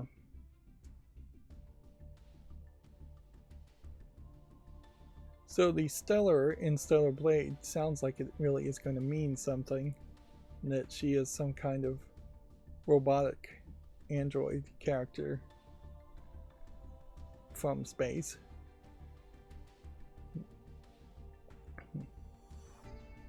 Yeah, this may just be a screenshot from a very early production, and this may just be Keizo Gamatsu using an old screenshot. Let's see. Censored Gaming has this video. Jack Thompson says calls video games the greatest teaching tool ever invented. I don't know if there's much more to really follow up on that. I'll have to watch this video to find out. I know Jack Thompson, I think, was one of those people in the 80s that was very much criticizing video games, and inherently what he's using, meaning that it is what he means when he says that it's the greatest teaching tool ever invented, may mean something completely different than what most people would take that from. I would personally say, just on the surface of that statement, that while you can teach pretty well with video games to kids and adults, teaching has been underutilized severely in video games. You have Mario teaches typing and things like that, but more recent efforts, Minecraft education mode, the Assassin's Creed historical walk around modes are really the only recent educational type applications, and they're not very successful, not very good. Yes, anything can be turned into an interactive video game, so there probably are a bunch of educational software that are technically video games, but yeah, you definitely aren't getting a case where Princess Peach is teaching math or Mario's teaching science as even little free demos, which there definitely is an alternate universe where that would happen a lot more often.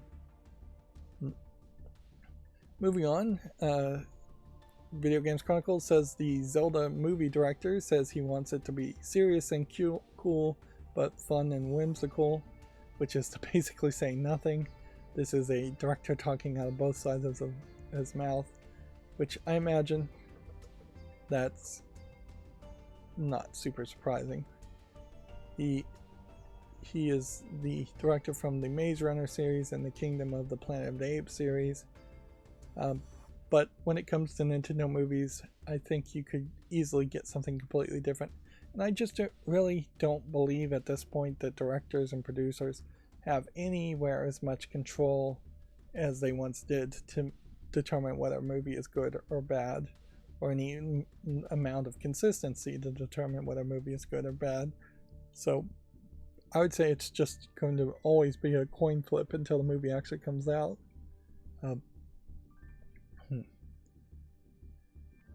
Was there something else I wanted to say here?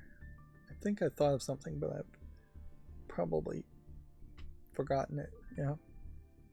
So let's move on. A director, I'm not sure. I guess this is the director of Final Fantasy XIV, says that Final Fantasy IX references in Final Fantasy XIV Dawn Trail are a secret amid remake reports. Quote, you may have noticed a lot of Final Fantasy IX references. At a certain level, I think all the Final Fantasy games would like to be in the same universe, but I don't think they really can be. This almost certainly is a backdoor effort by the Final Fantasy XIV, which I believe is the online game director, to try and get a Final Fantasy IX remake made. And I wouldn't be surprised if Square Enix actually does greenlight more Final Fantasy remakes, simply because they have nothing else to lean on as far as games. They can no longer blame Deus Ex or Tomb Raider or Hitman on them not succeeding, because all those companies have been sold off, so they can no longer blame the Westerners games for not selling well enough, which is what Square Enix has been doing in the past. And I guess I'll just leave it at that.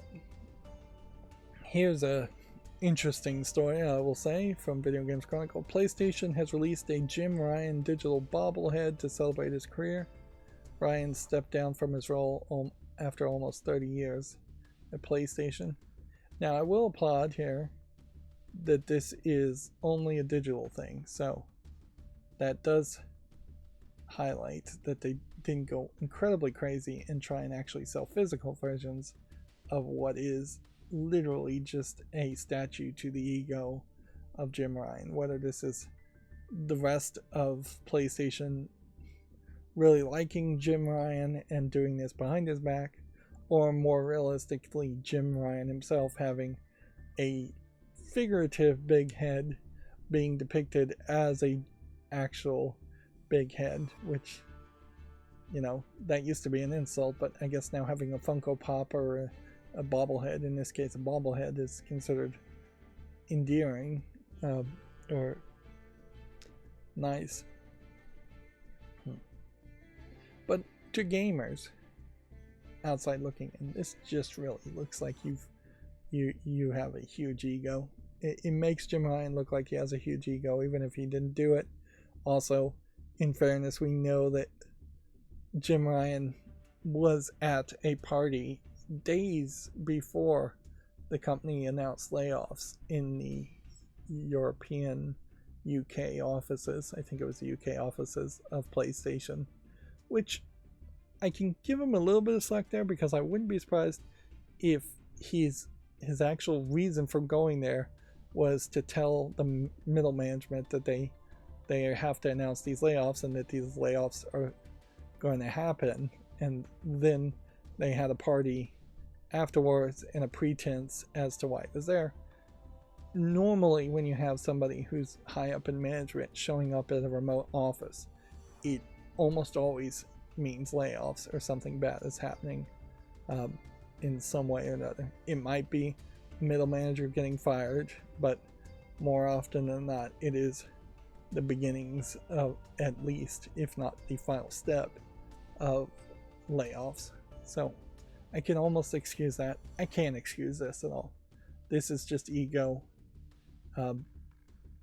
This is either people at PlayStation thinking too kindly of him, or maybe making fun of him.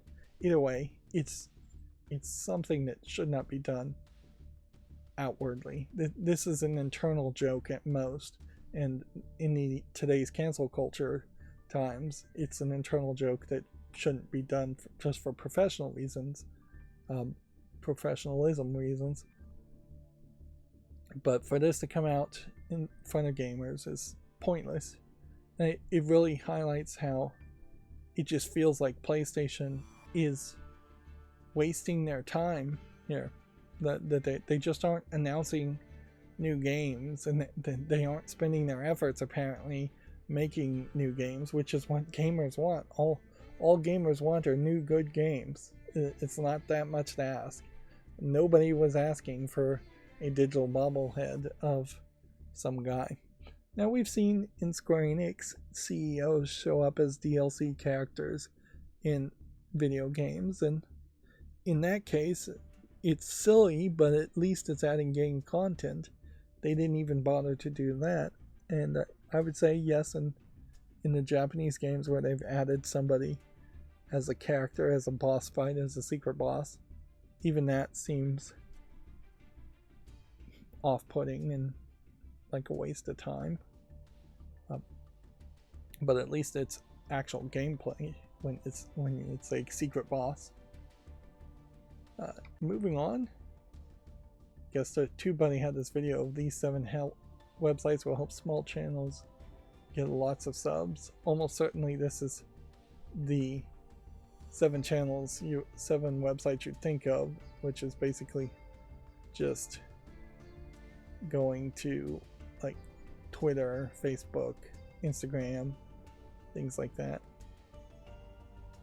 But also, TubeBuddy is basically a pyramid scheme. And a lot of these websites are. As far as the website versions of this, I won't say anything too terrible about the plugin, but the videos that TubeBuddy puts on their YouTube are about getting successful at YouTube.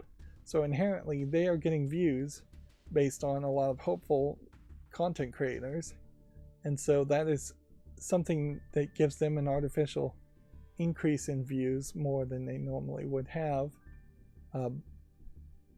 otherwise. And you can, to some level, if you don't want to be creative, just copy what TubeBuddy does and make a bunch of videos about how to make videos and be successful on YouTube.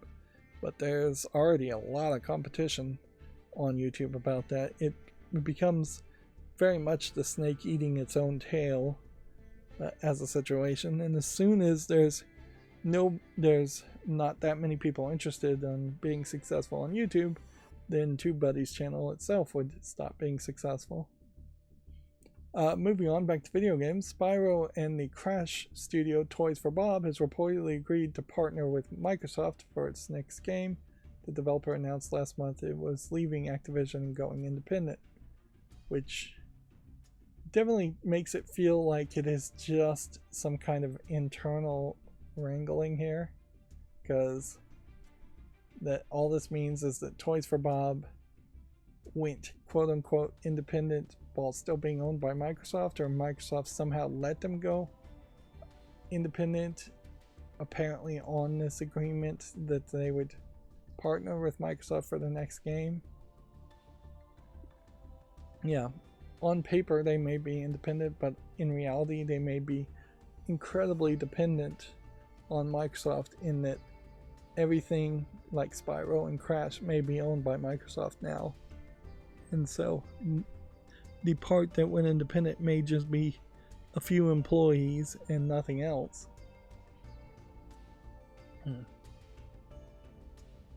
And I imagine Microsoft just wants people happy and just wants people to make games, so letting them go independent is fine. It's not like they can do anything that Microsoft would really be angry about, because Microsoft, I don't think, cares if you made a multi-platform game for different platforms. At least publicly, they don't seem like they care about exclusives, and Toys for Bob wasn't likely to make exclusives. Particularly, I guess they can make kids games, but Microsoft has not shown any interest in being the platform for where kids go. If anything, they're only interested in being the platform where edgelord teenagers might go if they feel like the PS5 is still too young for them, which is not normally the case. I've been following this new comic publishing company, Distillery, and apparently they just signed a foreign rights deal for all countries other than France, which is an interesting thought, that you wouldn't have had foreign rights for, it feels like Distillery's been around for 2 years until now, and so far they haven't really made any major success that people are raving about their comics. They just don't make enough comics, and that would definitely be the case. It's just, if you're making a new comic publishing company, it's gonna take a while. Let's see.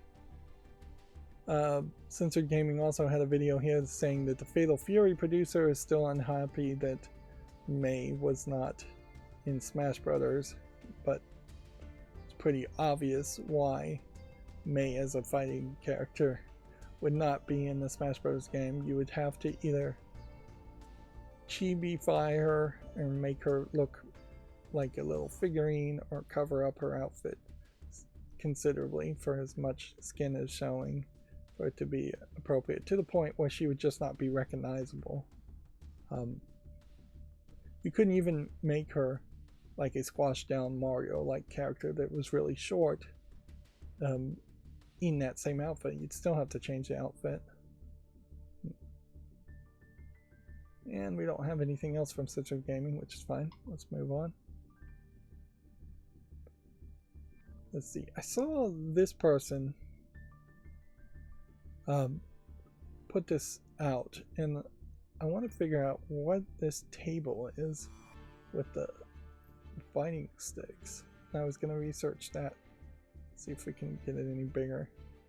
It says something 2009, and yeah, he's highlighting. You may not like it, but this is what peak gaming looks like. Let's see if we can use a magnifier.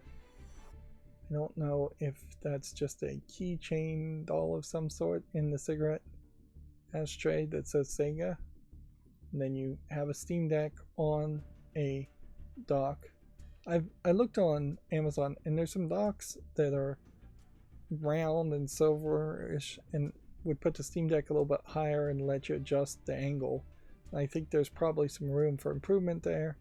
He has a wireless keyboard and mouse, which would have to be plugged into the dock. And then I would assume that this is a plug grommet, yeah, where you could run plugs up and down on this table. I don't know if this really works. You kind of need the controllers to be able to fold down, or the controllers to be out of the way or removable, because yeah, reaching over the controllers and buttons to keyboard and mouse just seems kind of ridiculous. Plus, reaching over to use the touchscreen even further seems kind of ridiculous. Also, you have a TV here, and at a certain point, then why are you just not docking this to the TV? Which I suspect he probably is, but he isn't at the moment. Let's see if we can see what brand this is. QANBA, Quamba. Okay. Yeah, a Quamba 2009. Looks like it is a dual 8-button fighting layout, all in black. Now I have something like this, and I have never set it up and used it. I have an At Games Legends 2 controller thing, and at this point I probably should give it away. But yeah, I've never used it, and at this point I don't think I would ever use it. It's nice to have these things, but in reality, unless you're a fighting game enthusiast, you're not going to do it. And I would suspect fighting games in particular aren't going to work on the Steam Deck particularly well.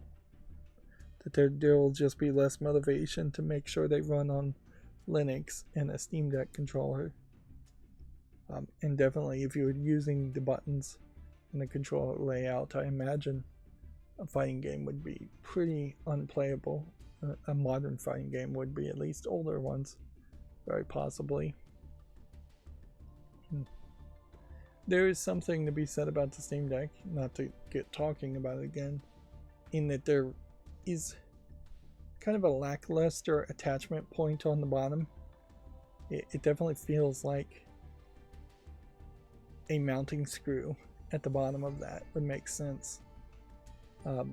Or a channel in the middle that you could snap it into might make some sense. But yeah, this dock is not covering everything uniformly at the bottom, so it just kind of feels like it's sitting there. You probably wouldn't pay much attention to that. This also, I think, highlights though the problem of if you didn't have a TV and you were trying to watch movies on it, it's probably not a great sit down watch a movie such experience. I also have not so far done the research as far as could you watch Hulu or Netflix. I imagine you could through the browsers, but from the gaming mode, I'm not sure you're going to have a good experience watching any kind of streaming service as far as movies go. Spotify is available on desktop mode to stream audio. But yeah, the big question is how many different movie services does it support?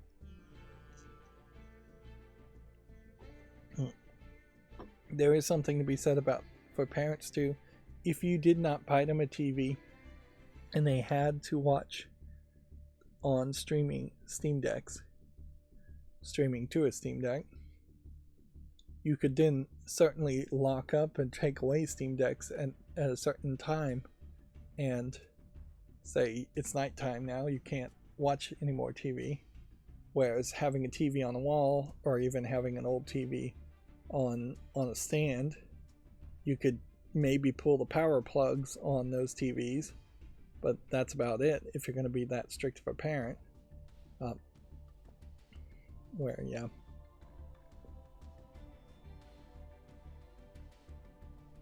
Certainly, you make some sense. You could have several Steam Decks on chargers, and at bedtime, all the Steam Decks go on their chargers.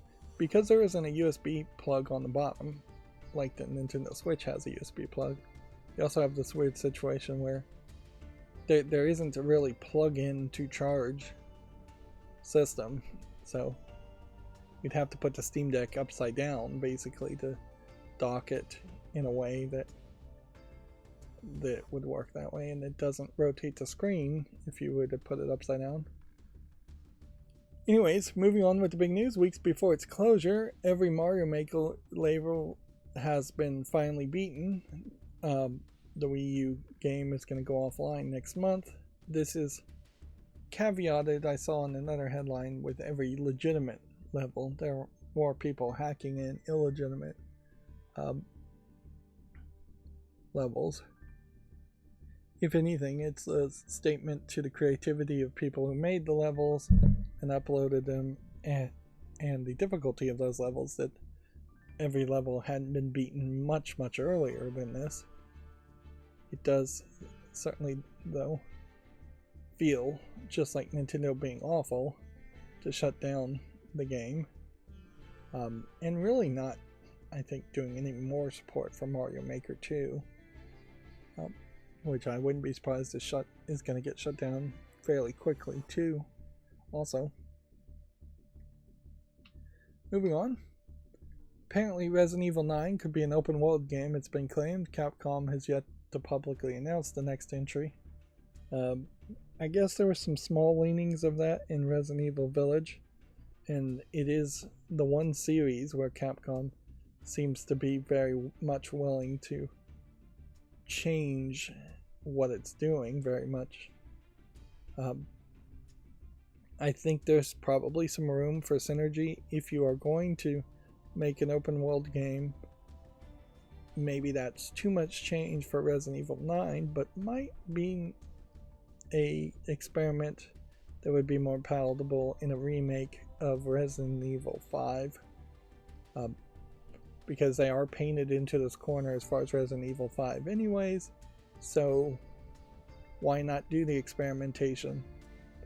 Make an open world game in Africa with different characters playing in Resident Evil 5, and get away from some of these story elements. If anything, it would make even more sense to do it to Resident Evil 6, because nobody really cares that much about the story of Resident Evil 6, whereas there's still a few people who are fans of Resident Evil 5. So I could see 5 or 6 being remade as a completely different style of game, telling maybe the basic storyline, but not really having to do too much otherwise. There is definitely room to try and find a better connecting material between 5 and 6, between the events of Resident Evil 4 and the events of Resident Evil 7, because Resident Evil 7 is very much more horror and somewhat more serious, and Resident Evil 4 is the peak of good quality silliness and action.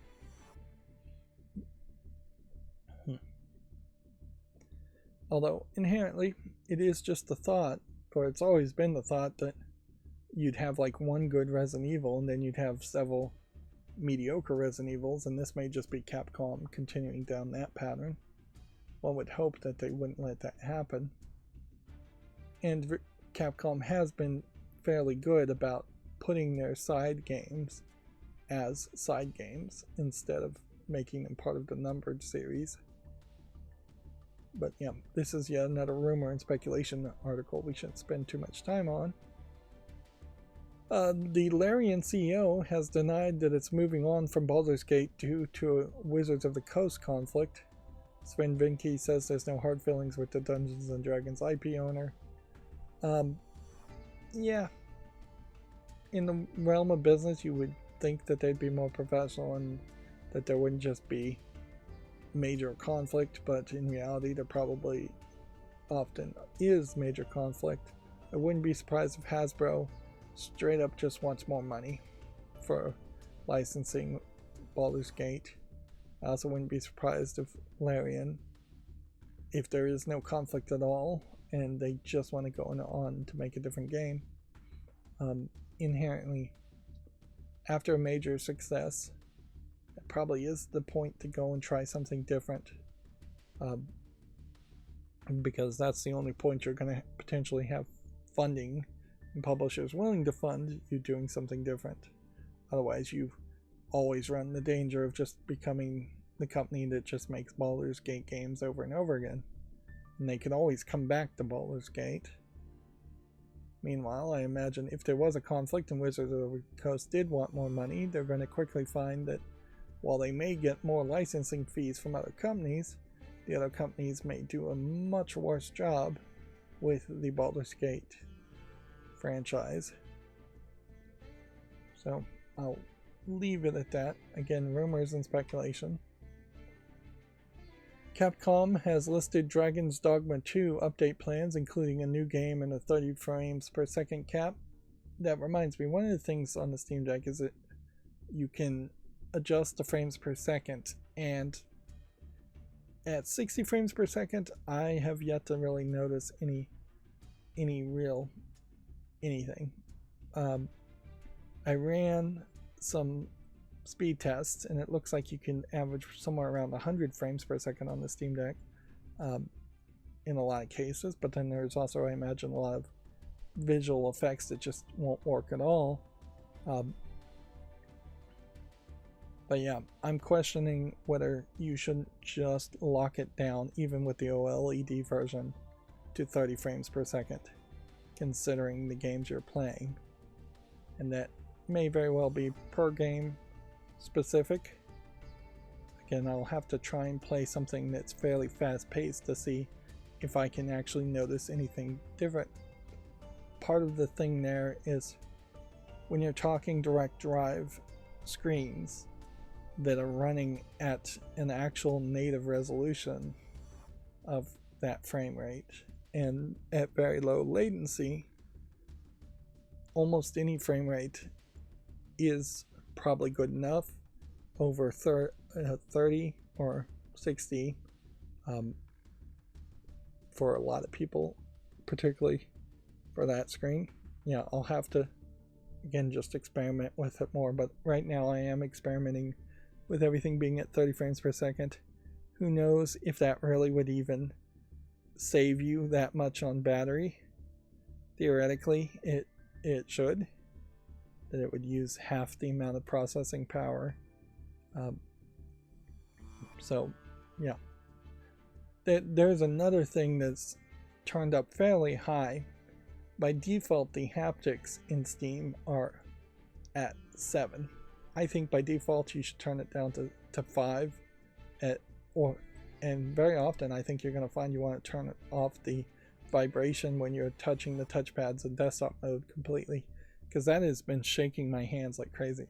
And every day, even right now, I can feel pain in my hands from holding up the deck and it just vibrating as I move the mouse cursor for not really good reason. When you're moving the mouse cursor, you're looking at the mouse cursor, you know it's moving. There's no point to get that kind of feedback.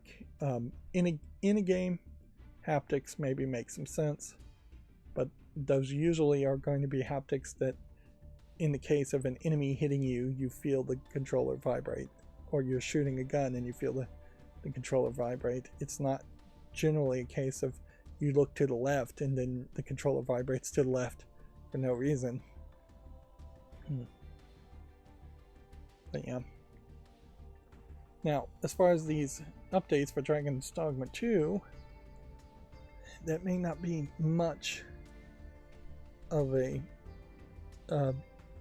improvement, because I'm confused here as to whether Dragon's Dogma 2 was the one that had all the microtransactions or not.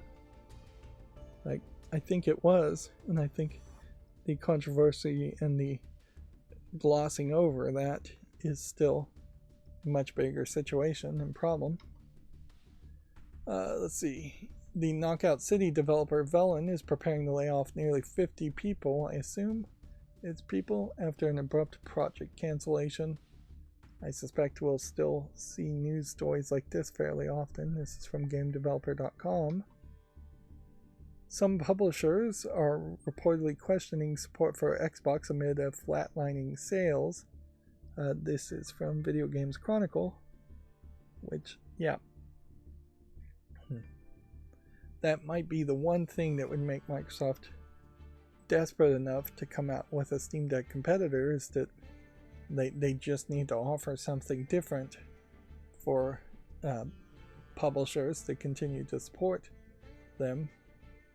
That there is a danger here, certainly, of backsliding, in that if publishers decided it wasn't worth it to make games on Xbox, that will be half of their motivation to make PC games, and then we would see a decrease in PC game sales and PC game ports, which would hurt the Steam Deck and Steam, PC gaming in general, and then everything would just be pushed by de facto into PlayStation 5.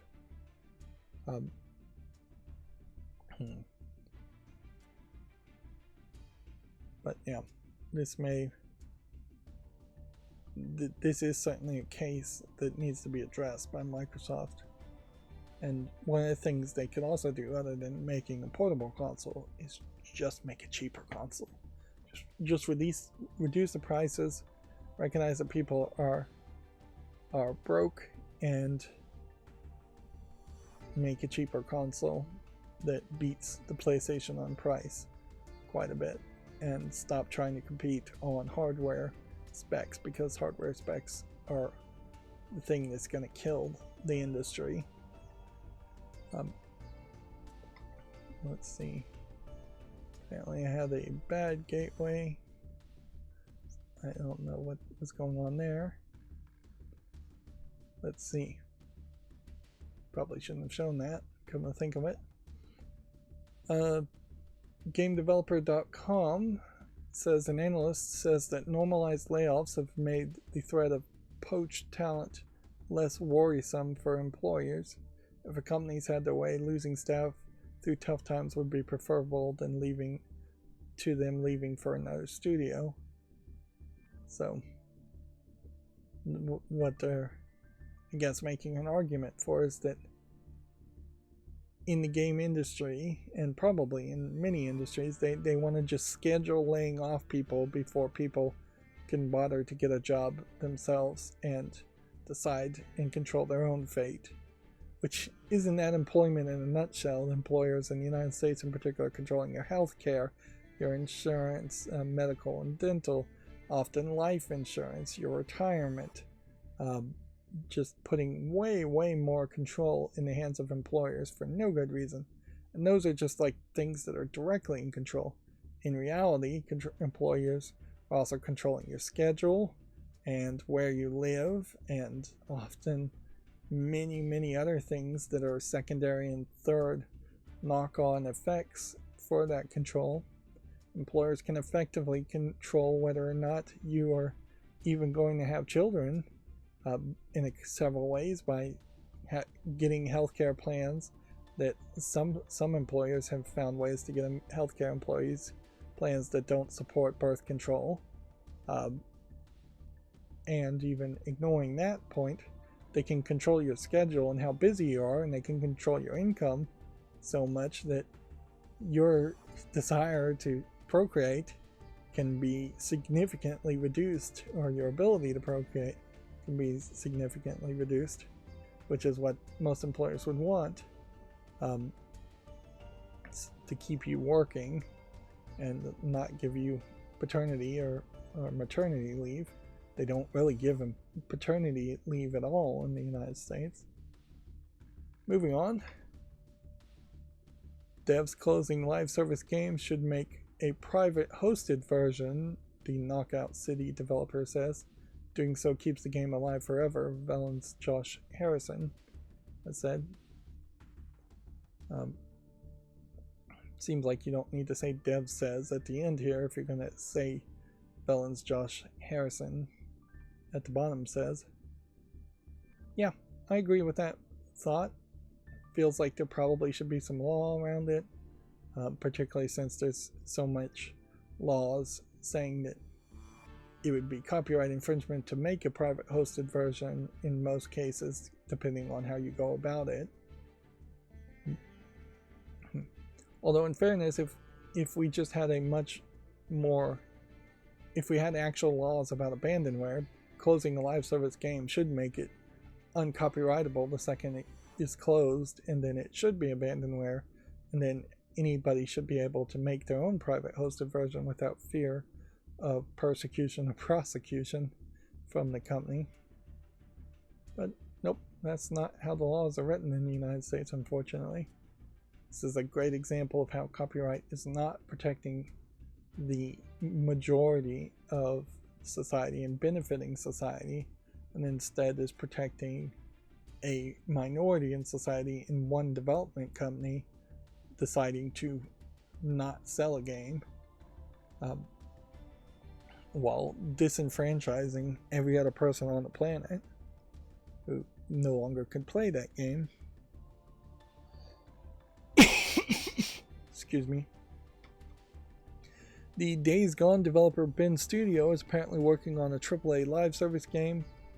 There's really no reason why you would think this would be good, though. Job listing wants candidates with experience in live operations.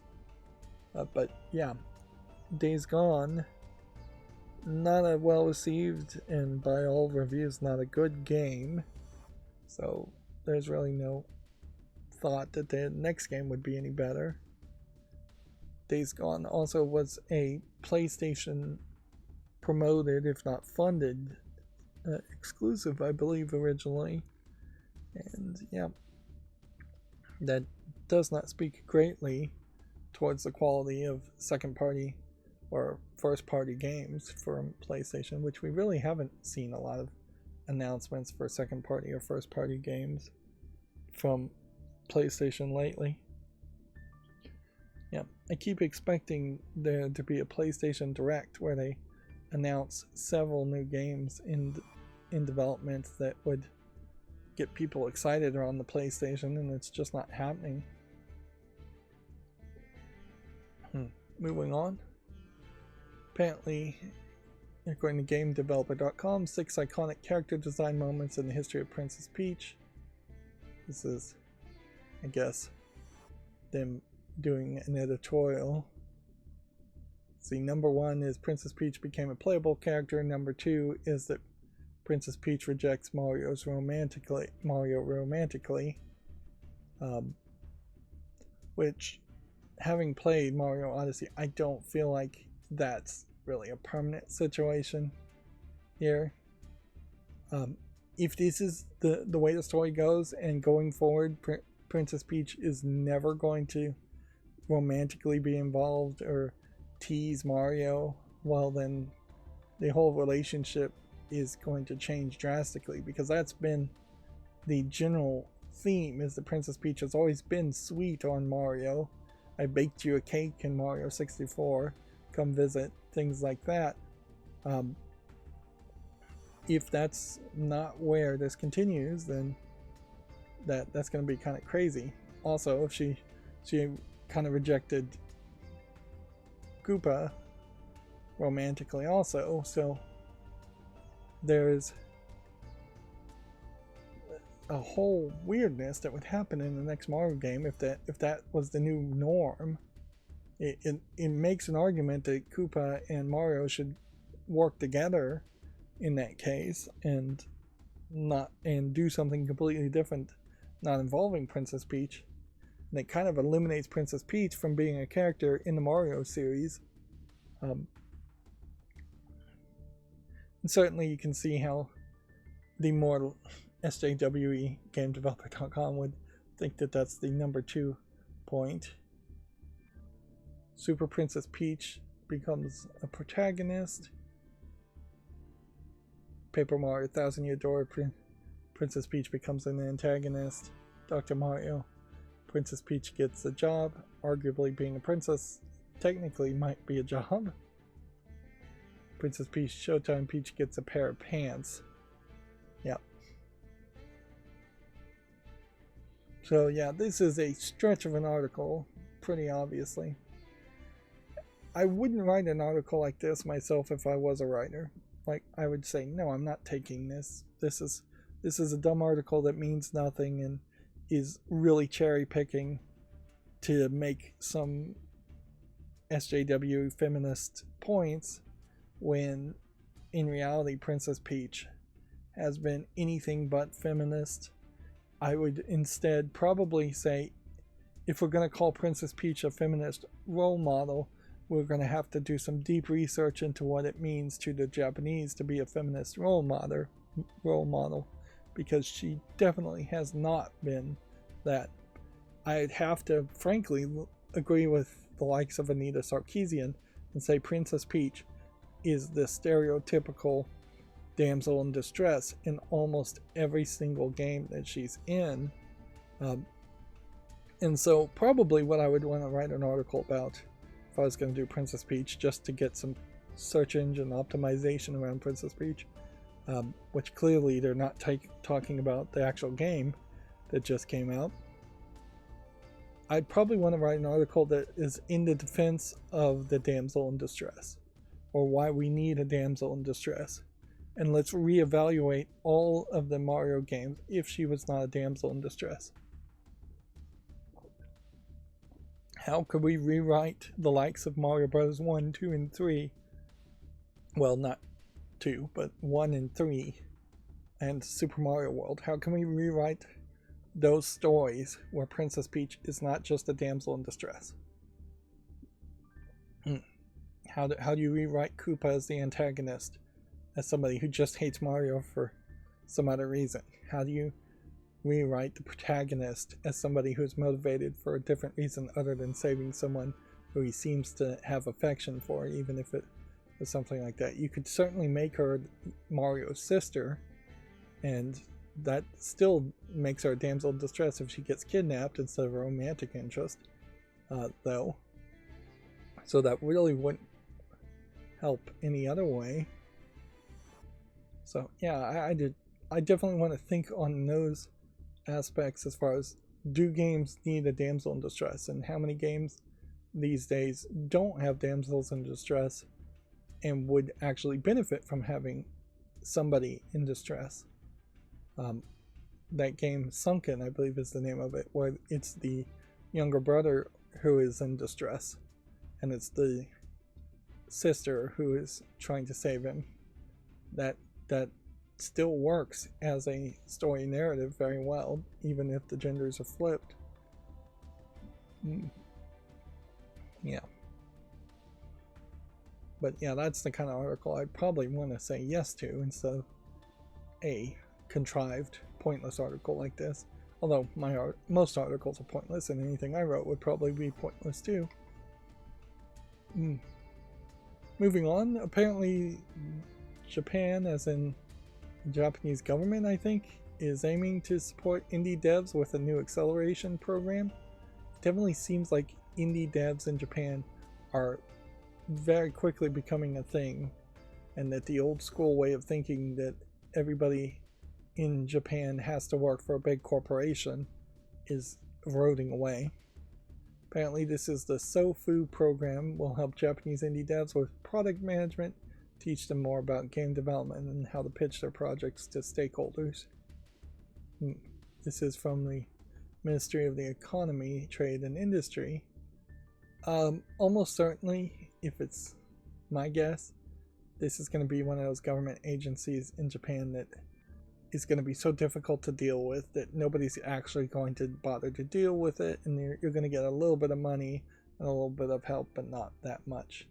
It almost certainly is just good press and PR for the Ministry of Economy and nothing else. But we shall see in the next, I guess, 4 to 8 years whether anybody actually does benefit from these programs. And these kinds of programs around the world in different countries have existed in the past and have been helpful to get other kinds of countries to make other kinds of games. Very often the kinds of games that are made are very much different from your standard first-person United States military shooter style games, and so like Hellblade's Senua's Sacrifice, even though that's not a game I particularly love to play, is very interesting, and I think that game was funded by a program like this. And I wouldn't make the argument that the game shouldn't have existed, and I think the game industry is better off that it does exist. It's also the case in these programs that they're not going to fund dozens or hundreds of these types of games, so it's not like it's going to flood the market with the occasional more jingoistic rah-rah our country style games, which is what they usually tend to be, is games from a specific country's patriotism or experience. Let's see, YouTube gaming still being ridiculous. Going, based on these emojis, can you name this creator? It's a controller, a beaver, and then a volume symbol, and I don't even know if these are supposed to be part of the emojis. I have no idea who this creator is supposed to be, but also I think it's incredibly dangerous to even ask, because controller and beaver is just opening yourself up to like every single troll online, naming every single female gamer streamer there, and just making a beaver slash genitalia joke. And yeah, this was posted 3 hours ago and has 12 comments and 4 retweets and 62 hearts of 15,000 views. And then before that, they're saying, tell us your gaming accomplishments and this lie detector will see if you're telling the truth. Again, just desperate for engagement. At very least, when they're like 11 years on YouTube and celebrating actual streamers, that's one thing. But this really is just a Twitter account that needs to be shut down. And their banner here is for International Women's Day, which was quite a while ago. They haven't updated it. And then OBS, I just want to point this out, put out a hotfix, I believe.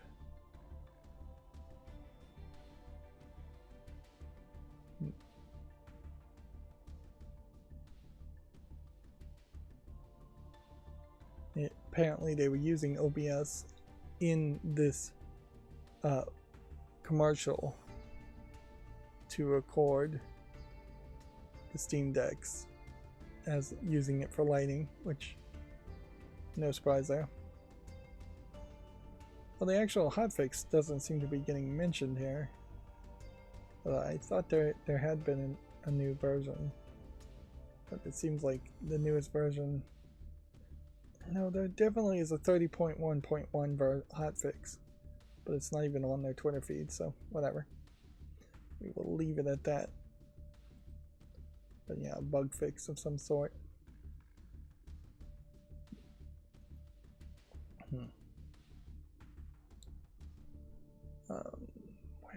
Where am I? Yeah. Trying to figure out where I'm going. Okay, let's quickly go through all the new games on Steam.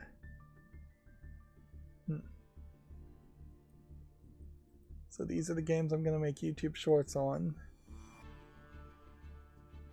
one of the things I've noticed is that the version of Vorta that I have jerry-rigged to run on Windows seems to crash fairly often. So my backup software on my main computer, I don't know why it seems to why it closes. Doesn't seem like there's a real error popping up around it. But yeah, I need it to not do that.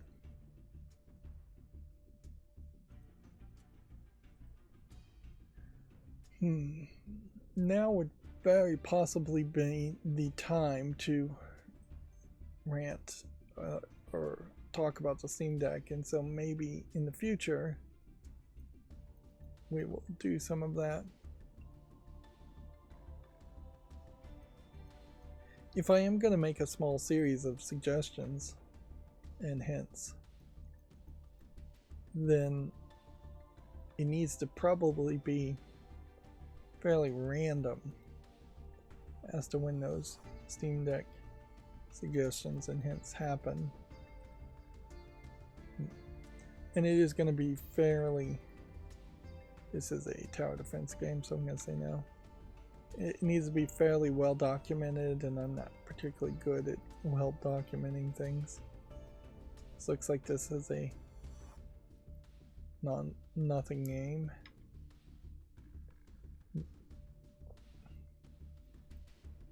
Yeah, if I'm going to actually be in any way helpful with them. That is something that needs to be mentioned, is that there is a lot of people who have promoted and talked about the Steam Deck but have not really done anything with the desktop mode and really don't have anything more to say than their standard YouTube. Here's 5 minutes of me singing generic praises of the Steam Deck, and that's about it.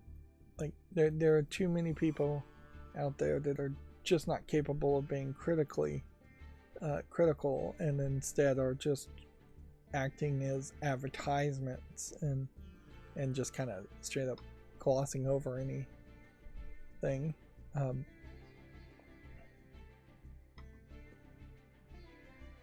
And yeah, there's definitely a case where I would have liked to have been a little bit better informed of what the experience would have been like owning a Steam Deck. Not that it's even bad, but just that to know that the desktop mode is so incredibly unoptimized. To know that there's just going to be a lot of tweaks that you want to do.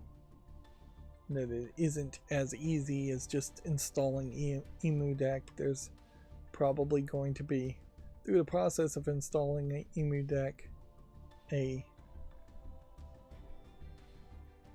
decent amount of tweaks that are going to happen there. One of the things there, as far as Emu Decks, installing 3 different launchers like Emulation Station, Desktop Edition, is that you might not really be well suited using Emulation Station, Desktop Edition in particular, since it doesn't have all the same theme support or themes, and I could probably try and cram in the theme I would want, but maybe that wouldn't really work. It's not inherently designed for the resolution of the Steam Deck, or to work with the Steam Deck at all. The Desktop Edition is definitely a forked version of Emulation Station, and really you'd only use Emulation Station because on a Raspberry Pi, because that was basically the only option on the RetroPie. When you're talking just generic Linux versions, there might be a couple other front ends, that's what they're called, that would work better. So I'm going to have to just experiment a lot with that.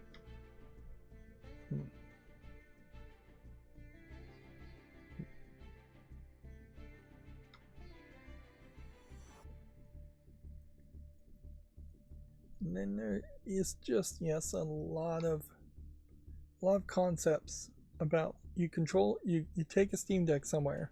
Can you plug it into a TV and do a PowerPoint presentation? Can you take it somewhere and record a podcast? Can you take it somewhere and plug in a camera and record footage or take photos? And how easy is it to really set up all of that? How much data can you really squeeze between that USB-C connector? There's Thunderbolt options in the desktop version of the Linux, but it is not enabled in any way on the Steam Deck, so I suspect the USB-C connector cannot transfer over the Thunderbolt standard. I'm gonna give this a chance because I kind of like the art style. So, not controlling the Thunderbolt. I guess I have to say no to this one. Not being able to connect via Thunderbolt is going to slightly reduce the speeds that you might be able to connect and transfer through, and potentially reduce what kind of things you could do. The one thing in particular it would remove is that with a Thunderbolt connection, you might be able to connect an external GPU to the Steam Deck and get even more video card processing power, but then that would break so much compatibility. It would be kind of crazy to do that also. So that is almost certainly not worth it.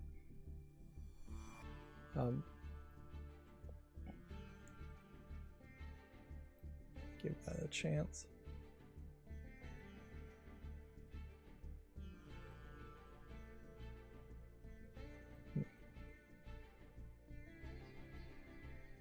So yeah, I don't know what else you'd really want to do. There's some experimentation as far as just, if I was to plug in my cell phone into the Steam Deck, is my cell phone going to charge the Steam Deck, or is the Steam Deck going to charge my cell phone? Almost certainly it would want to be a case of the Steam Deck charging my cell phone, if either one are going to charge either one. If I plug my cell phone via USB-C cord to it, what can be transferred over what protocols, and can I use my cell phone as a Wi-Fi, as a tether to send cell phone data? There is an argument for a special version of the Steam Deck that would just support cell phone connectivity directly. I'm gonna put this on the follow list just to see if somehow this is a really old game that people have brought back and ported. There's a lot of games that looked like this back in the day. But I'm not gonna make a YouTube short around it.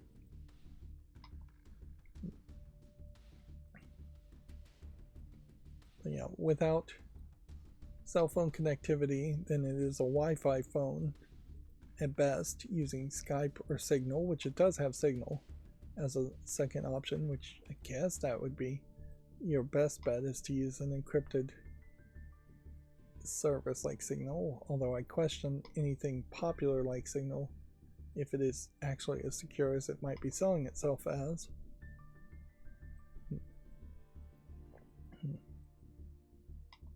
But inherently, to use any of those services, you're going to have to connect to Wi-Fi's. That is an interesting aspect too, is that while you can install ClamAV, which is basically the only antivirus software Linux has, because it's generally assumed that viruses on Linux are just not common enough to need it, and ClamAV is basically designed to scan for Windows viruses using the Linux operating system. Because it's a flat pack, it doesn't make it a daemon, a server daemon, and daemonize it. And that phrase basically means it doesn't run it in the background and let it communicate with other programs. So the right clicking of a file from the file manager, while you can install things that would say scan this with clamav.tk, which is the Flatpak version of clamav, they are not communicating with each other. So it just says it can't find clamav. And at a certain level, a virus scanner probably should be installed by default, not as a Flatpak. So it has root access and can access all the files. But yeah, if they're not going to bother to install the printing software, they're definitely not going to bother to install the Windows virus scanning software. Even Windows at this point, I mean, it's a very rare case where you would want to scan a program for a virus instead of just having Windows Defender set up properly and scan for viruses on a Windows install.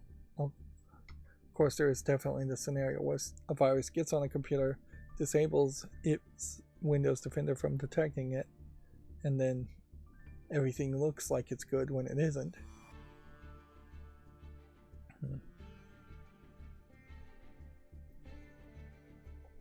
Yep. On the Windows aspect, there's also like USB disk writing software that you could have on a Steam Deck, and you can have ISO image files of like a Windows install CD or a Linux install CD. But I question whether it's worth your time to, or worth using that much space to have what would be for Windows 10 like a 4 to 5 gigabyte DVD just permanently on your Steam Deck. Particularly since I think I've already shown these, but I'm going to show them again. Yeah, I've already shown these. These are older games that I was going to make YouTube shorts from.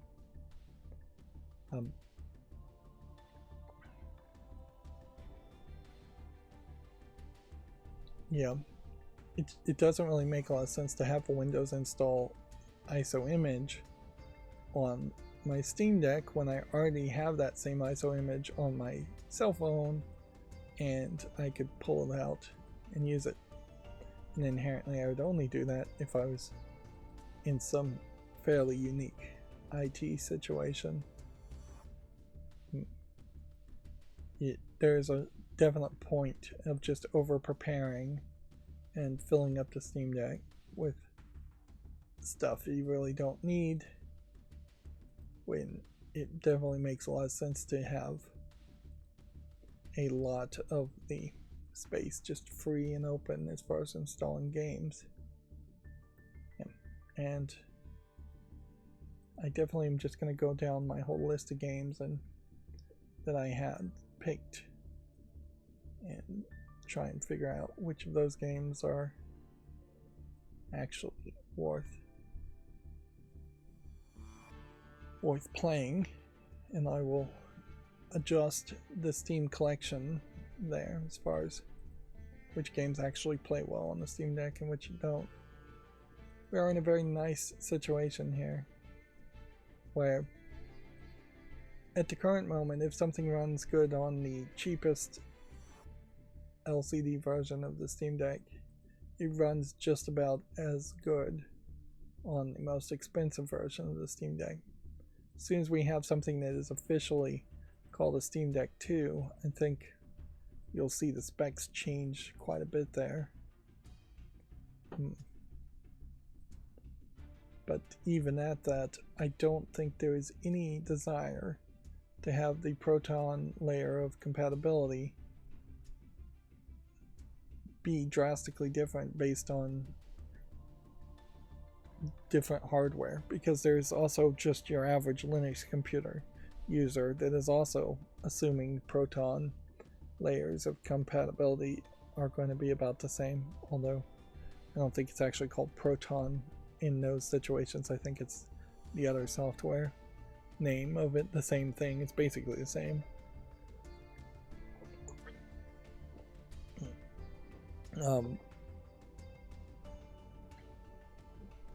But yeah, it would be kind of crazy if a Steam Deck 2 came out and then instead of 14,000 games being playable, it was 28,000 games being playable, and that it just doubles the amount of games compatible that are compatible and playable. And I doubt that would really happen, because the list of compatible games has a lot more to do with just how the games are made and whether they crash immediately or not, than it does have to do with something having a better graphics card. The only thing I could imagine is if you went with Intel integrated graphics on a Steam Deck 2, that might change the situation a little bit, but it doesn't make a lot of sense to do that, and it definitely doesn't make a lot of sense to do an NVIDIA, because NVIDIA has always been terrible about Linux video card drivers. So at some point we might have an NVIDIA Steam Deck competitor that is a closed source proprietary device running SteamOS, and that might be an interesting comparison, but it would have to be just about as cheap as the Steam Deck is and way more powerful. And that still would kind of break compatibility quite a bit if all of a sudden some NVIDIA version of the Steam Deck can play different games, even if it's about the same number than the AMD integrated graphics that the Steam Deck has. Anyways, let's stop talking about the Steam Deck. Let's see, do we see any major changes? Stardew Valley is fairly high up here in the 7th spot. What happened to Stardew Valley that so many people are playing it? I think maybe the last update before they give up on Stardew Valley is happening.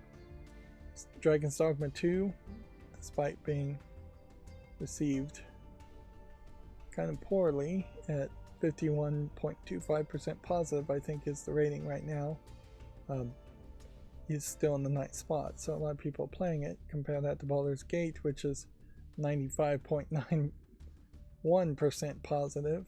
Clearly you know which game to play, and yet Dragon's Dogma 2 is several spots higher in the 24-hour peak.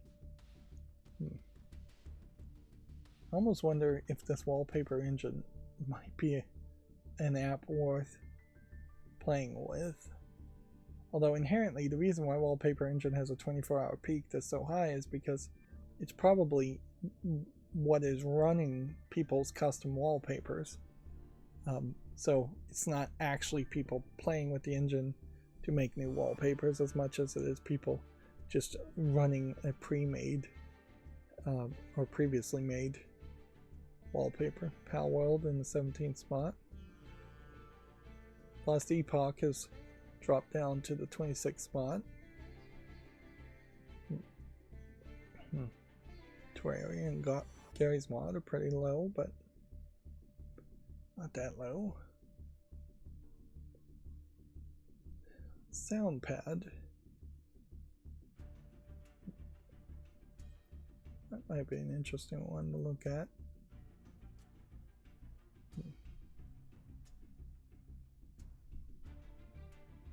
Increasingly, you might have more of that happen too. Probably not in the top 100 very often, but we may just see more and more applications on the SteamDB charts. If I'm running Chrome on my Steam Deck, there's also a question as far as just how many plugins do I really need to see install. It's going to heavily come down to just how much privacy do I want and how much like automation would I want on the Steam Deck, or how believable is it that I'd run my macros to open pages like this on the Steam Deck and try and cover the news that way, which would be really difficult. Just the recording aspect itself is going to be really difficult because I imagine I'd want to still sit in my chair and talk in my microphone, and then that means my Steam Deck would probably be totally in the wrong place, so I'm going to have to move the microphone around. Otherwise, I don't talk in the microphone and then I'm talking into the microphone on the Steam Deck, which makes some more sense. And then, yeah, I could move my headphones over to the Steam Deck, or use different headphones. But yeah, there's a lot of thoughts there as far as how much I could really record or stream using a Steam Deck. It seems questionable. It would take a lot of experimentation. Here we can see Dragon's Dogma's launch and that they're slowly climbing up. Here we can see Stardew Valley getting a resurgence, and we can see Baldur's Gate 3 climbing back up, whereas Apex Legends is just falling down, and Palworld is almost completely off the chart. Yeah. And maybe Palworld started here, went way up, and then started falling. Yep. And maybe Palworld will get a resurgence at some point, but I wouldn't be surprised. We still have every single data point on this chart since I started collecting data, all squished together. But eventually this is going to have to start falling off. And obviously, I say this almost every stream at this point, I need to work on this chart some more to make it more readable. Meanwhile, let's just quickly see what is for sale. Not that I can really afford it. Here's the Steam Deck Builders Fest. Let's look at that in particular, because the thing you would think here is that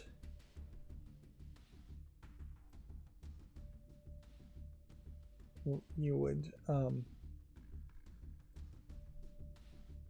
have something built around the Steam Deck, but instead they're just giving some free digital garbage. Which, by the way, buying the Steam Deck was so expensive, my balance is at like 76,000 Steam points, which means absolutely nothing. Like, you can't translate that into any discounts or anything. And I have basically everything I would want. There's a lot of startup movies, but increasingly I am uninstalling startup movies because if they're making noise when they start up, that's a no-go. We want them to be quiet, and you can't. I haven't seen an option where you can mute the startup movies. You could also probably just load your own movie if you wanted to. Some of the stuff is older stuff, but like wallpapers and things like that. Like, none of this is in any way interesting to me. I tried to play this game on the Steam Deck 10 million, and you can play it with the touch screen, but it's too slow in my opinion. It's way too slow. If you're going to play with a mouse. Then I ran 3D Mark, and only a couple of the 3D Mark tests could actually run. Also, it's worth pointing out that the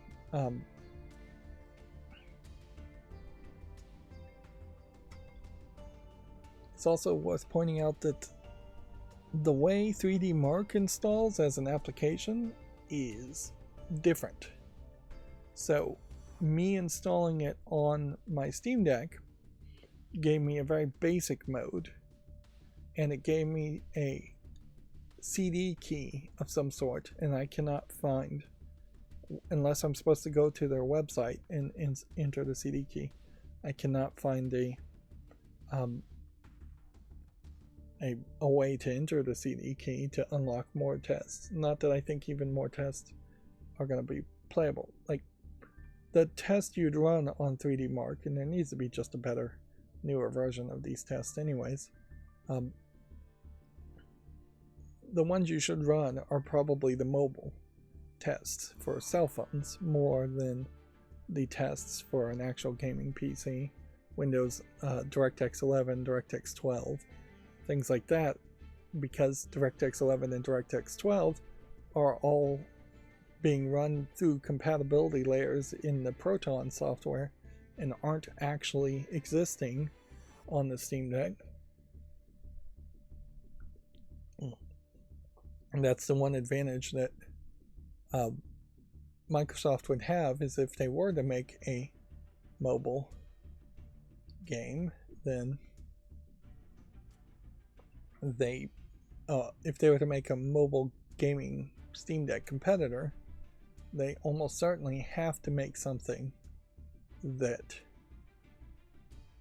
would be built around the idea of running DirectX and running a version of Windows on that Steam Deck, which then just is going to run into the interesting. This is labeled as new. So that's a new label. We've never seen new before. But yeah, you're just not going to Magic the Gathering Arena in mixed reviews at this point.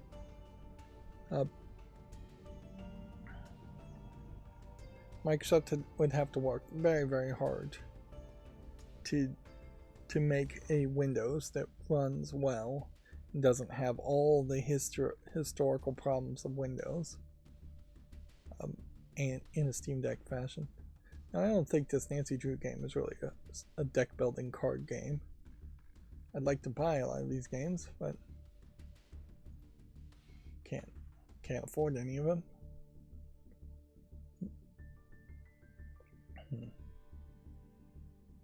Buying the Steam Deck now is probably a great time to have bought it, but it also scares me certainly that the summer sale might happen and then they might announce a new Steam Deck.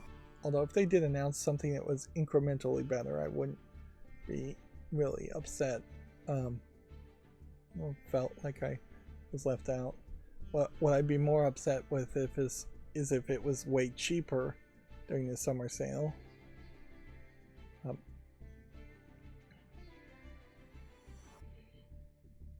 So interestingly, the Steam, which they label everything starting with Steam, Deck Builders Fest, from now to April 1st, is not involving anything with the Steam Deck console. This does end on April 1st, so I almost wonder if there's an April Fool's Day joke associated with this. But yeah, right now nothing really going on sale. Now, the good news is that I finally, in the last stream, got the clips to work. The bad news is that I misspelled something in the chapter markings, and I'm still not really sure how the chapter markings are going to play out. But yeah, so chapter markings did not work. They may work today. We need to go through the headlines, and we'll try and get through that quickly, and then we'll be done with today's stream. So from Video Games Chronicle, let's go through the headlines. Cyberpunk 2077 is getting a free trial on the PlayStation 5 and Xbox Series X and S. This is probably a great idea, frankly. Now that it's finally in a good shape, this is the one way you can try and bring back the large amount of people you lost in its terrible launch window. But I imagine it's not going to be 100% effective or bring in any kind of new audience numbers. Moving on. Bethesda offers small Elder Scrolls 6 update as the series celebrates its 30th anniversary. A Nocturnal Vapor Xbox Series X and S controller has seemingly leaked. PlayStation confirms that Stellar Blade demo releases this week. Larian CEO denies that moving on from Baldur's Gate was due to a Wizards of the Coast conflict. Capcom lists Dragon's Dogma 2 update plans, including a new game and a 30 frames per second cap. A trailer for Sonic Toys Party, a mobile game similar to Fall Guys, has seemingly leaked. EA Sports FC fights off Dragon's Dogma and Princess Peach in this week's UK physical charts. Devs closing live service games should make a private hosted version, Knockout City dev says.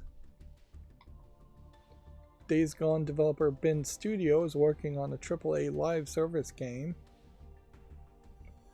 I'm not sure if the main guy in charge of Days Gone's development is still working at Ben Studio or not. He was definitely very vocal and upset about the poor reception of Days Gone. Although I don't know why he was so upset, because it seemed like it wasn't really much of a game. You should have seen that coming. Anyways, moving on. Final Fantasy XIV director jokes he moved expansion launch to give players 1 week to finish Elden Ring's DLC. Zelda movie director says he wants it to be serious and cool, but fun and whimsical also. Director says Final Fantasy IX references in Final Fantasy XIV Dawn Trail are a secret amid remake reports. Spyro and Crash Studio Toys for Bob has reportedly agreed to partner with Microsoft on its next game.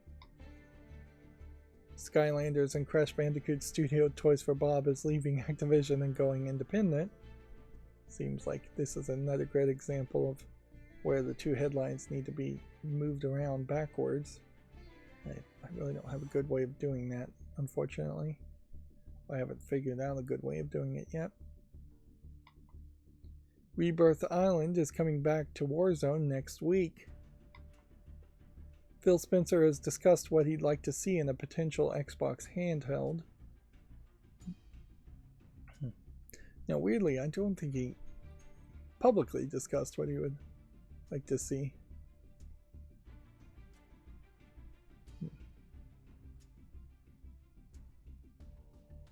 The things that usually frustrate me are more Windows-based than device-based, which is an area I feel some ownership of. Like, I want to be able to log in with a controller. I've got a list of things we should go do.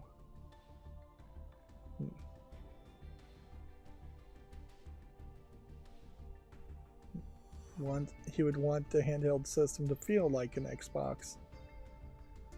Forget about the brand, more like, are all my games there? Do all my games show up with the save files that I want?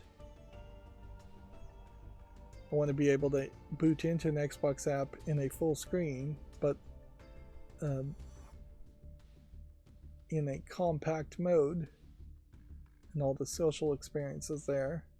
Like, I want to feel like the dash of my Xbox when I turn on the television. So he's kind of just listing what he wants, which, saying all that publicly is either him hinting at what has already been done, or him talking very much in the abstract and saying that none of that work has really been done at all. That is another thing to mention about the Steam Deck, is that by default it just auto logs you into the desktop mode into a default user called Deck. You could make more users. I'm not sure if it makes any sense to make any more users. It might make more sense to make different activities where you could have a work and a gaming activity to switch between those two. But yeah, to have completely separate users would probably indicate, if you did that, that you would have a completely separate Steam login with completely separate installed games on Steam. That's what you would expect it to work as. I'm not sure how well that actually would work, though, and I'm not sure how well that really needs to happen. Inherently, when you turn on the Steam Deck, you're logging into Steam gaming mode first. I don't know if you can have multiple users per Steam Deck in that way, or if you would turn on the Steam Deck, go into gaming mode, exit gaming mode, switch users via desktop mode, then go back into gaming mode, and then have a completely different account. It's questionable what real value there is there. There's possibly some room for experimentation on that. But yeah, I think for the most part, most games give you 2 or 3 save files anyways. So if for most people, just easier to have one default account for even multiple kids passing around a Steam Deck. Linux inherently is usually very powerful. I think the Arch Linux build for the desktop mode on Steam Deck is actually fairly weak based on what you can do on Linux. It has potential if you root it and modify it, but in its default mode, it's designed to be compact and limited in its functionality for ease of use. And yeah, there's a lot of things you technically can do in Linux, and particularly in this case, it is going to very much be a technicality that you can do it, not a recommended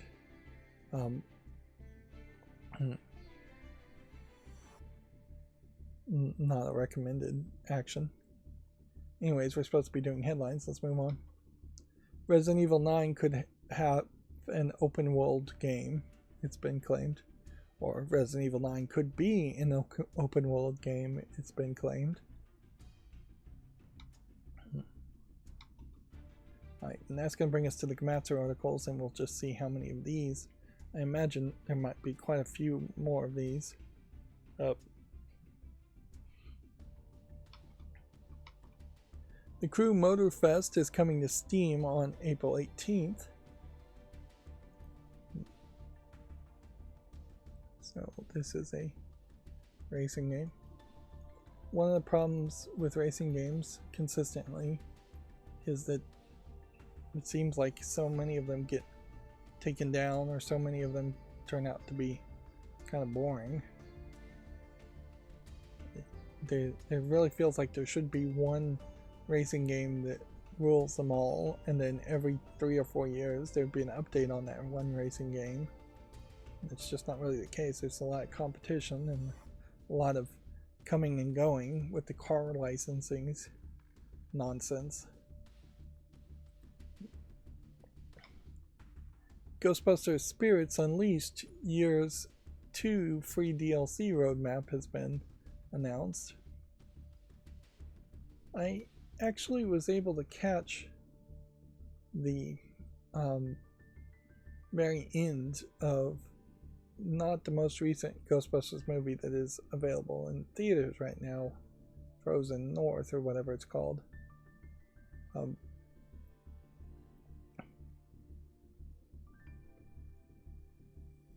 But yeah, the last 5 minutes of the second to latest Ghostbuster movie looked decent enough. It is in a weird situation, I would say. Why is this not on my wish list? I have no idea. Maybe there's a different version of this that made it to the fall list or wish list.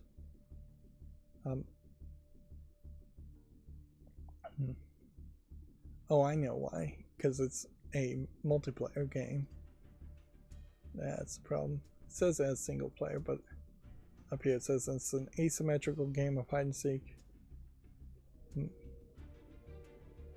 So once the servers go down, as far as your player base, which seems pretty low here on Steam, they're not likely to have much of an experience.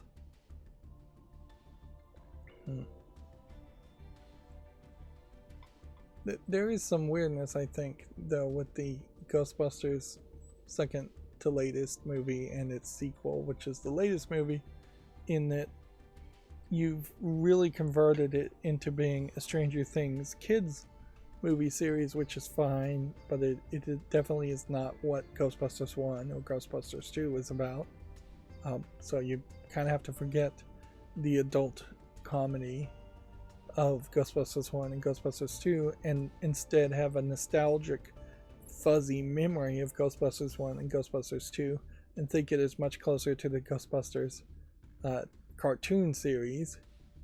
And even at that, with this reboot, they are effectively just making it a kids series.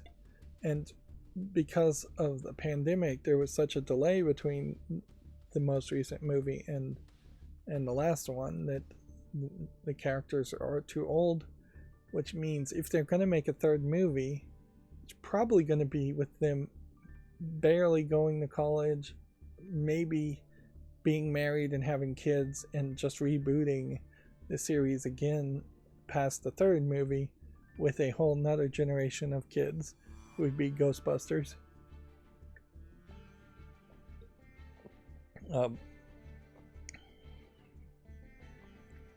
So, yeah, that may just be the case, though, where it is just always going to be kids fighting ghosts, and it will never be adults running a ghost-busting business, which, fine. That initial premise does not really need to survive, in my mind, for the entirety of the series of movies. Alright, moving on. Inazuma 11 Victory Road worldwide beta test demo is coming to the PS4 and 5 and PC. This game must be getting close to being released at this point. Cassette Beasts multiplayer update launches May 20th.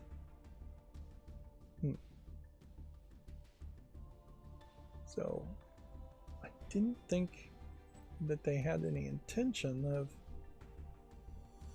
having a multiplayer element to this game.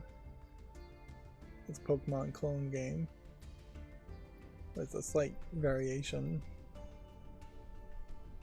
And this definitely feels and looks like an old Pokemon game and doesn't inspire visually as much as Palworld does visually. We can see here that the 24-hour peak, and it's not particularly high for Cassette Beasts either. It is definitely a question about how many player base do you need on Steam to still be considered a somewhat successful game.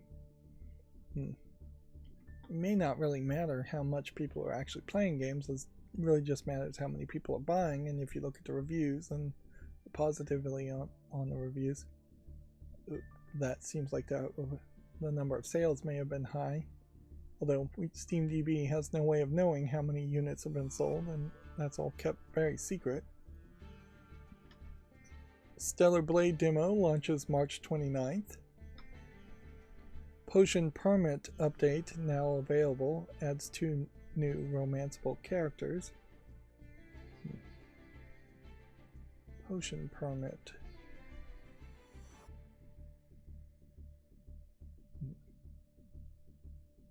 Well, it's not particularly getting received well in the last 30 days.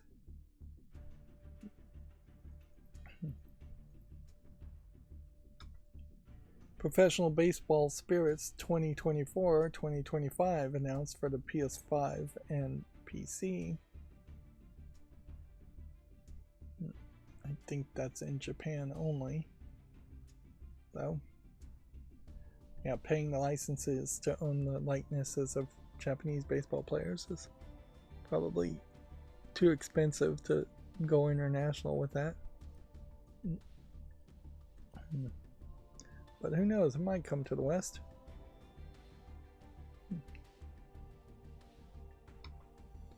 This week's Japanese game releases: Winning Post 10 2024, Rydo 2, and more.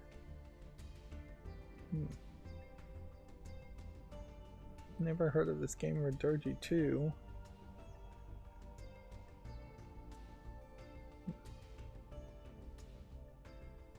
Getting a longer list of digital games once again. It's been a while since we've seen longer digital lists and a pretty long physical list here, so they may be getting back into the motion of releasing games in Japan.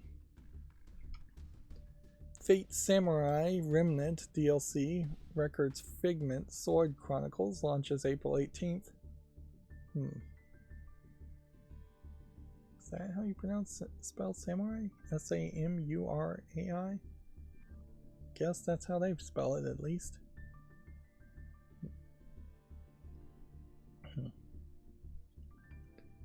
Moving on. Alterna Welt Blue Exorcist Gaiden second trailer and teaser visual.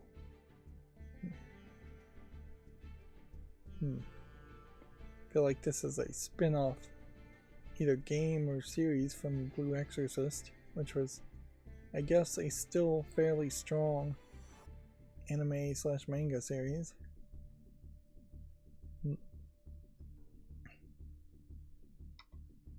Is it wrong to try to pick up girls in a dungeon? Familiar myth. Land of Water and Light original character designs revealed. Now this art style here is very much a flat 2D. Here's an original concept art style and not in line with what the anime art style is, the more 3D anime art style for the Is It Wrong to Try and Pick Up Girls in a Dungeon series. Sword Art Online Fractured Daydream adds Ilan and Fuka Zero. I probably mispronounced both of those names.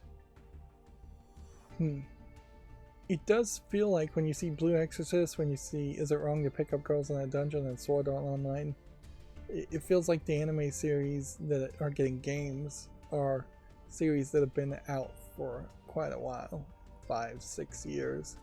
It feels like this is definitely not the case where we're seeing brand new anime series that are getting fairly popular reception, also getting game releases at the same time. And it definitely feels like at a certain point here there's a gamer nostalgic around certain animes that is not in line with what anime fans would be hyped about right now, and is still somewhat modern. It's not like we're seeing just a ton of Macros video games or Robotech video games or Neon Genesis Evangelion video games. There's a bunch of really old animes that are definitely not being touched or made into games, and it probably makes a lot of sense to not do that.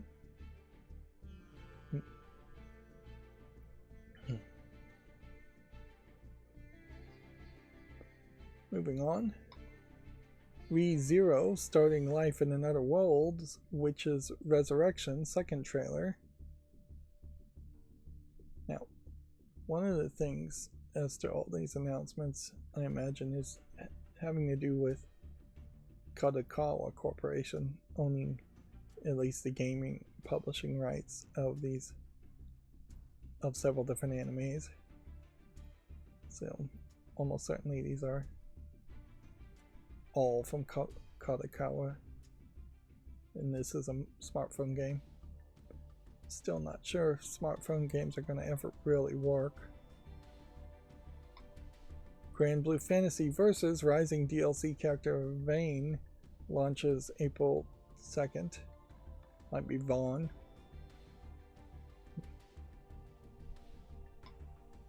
Final Fantasy XIV Dawn Trail expansion launches July 2nd. Stride Fates is coming to the PSVR 2.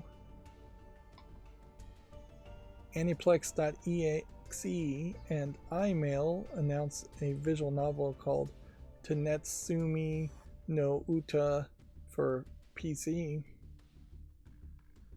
I don't know what Uta stands for. I know, no is basically the word the, so it's Tanetsume the Uta, whatever Uta is.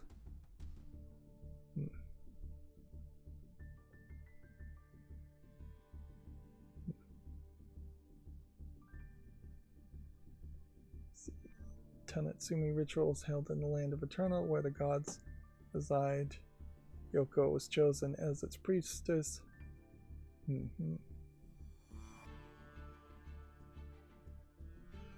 Tanetsumi rituals a funeral of gods, which is necessary for the immortality of gods to pass between generations and into a new age. Yeah.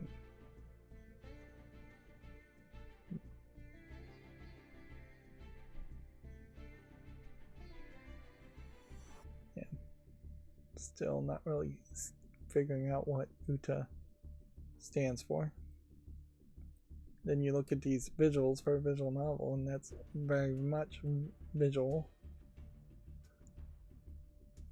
But then these individual screenshots might be the totality of visuals you see.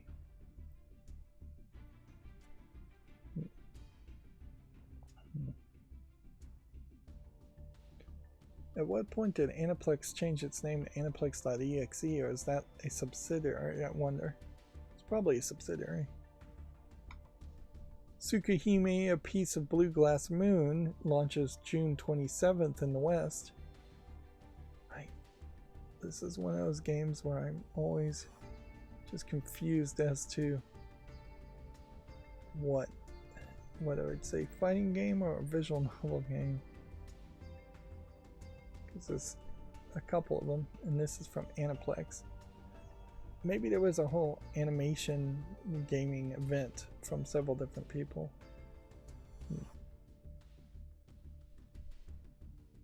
It is not coming to PC though, it's only PS4 and Switch. So, unfortunately. Co-op roguelike action game Sworn announced for PS5, Xbox Series, Switch, and PC.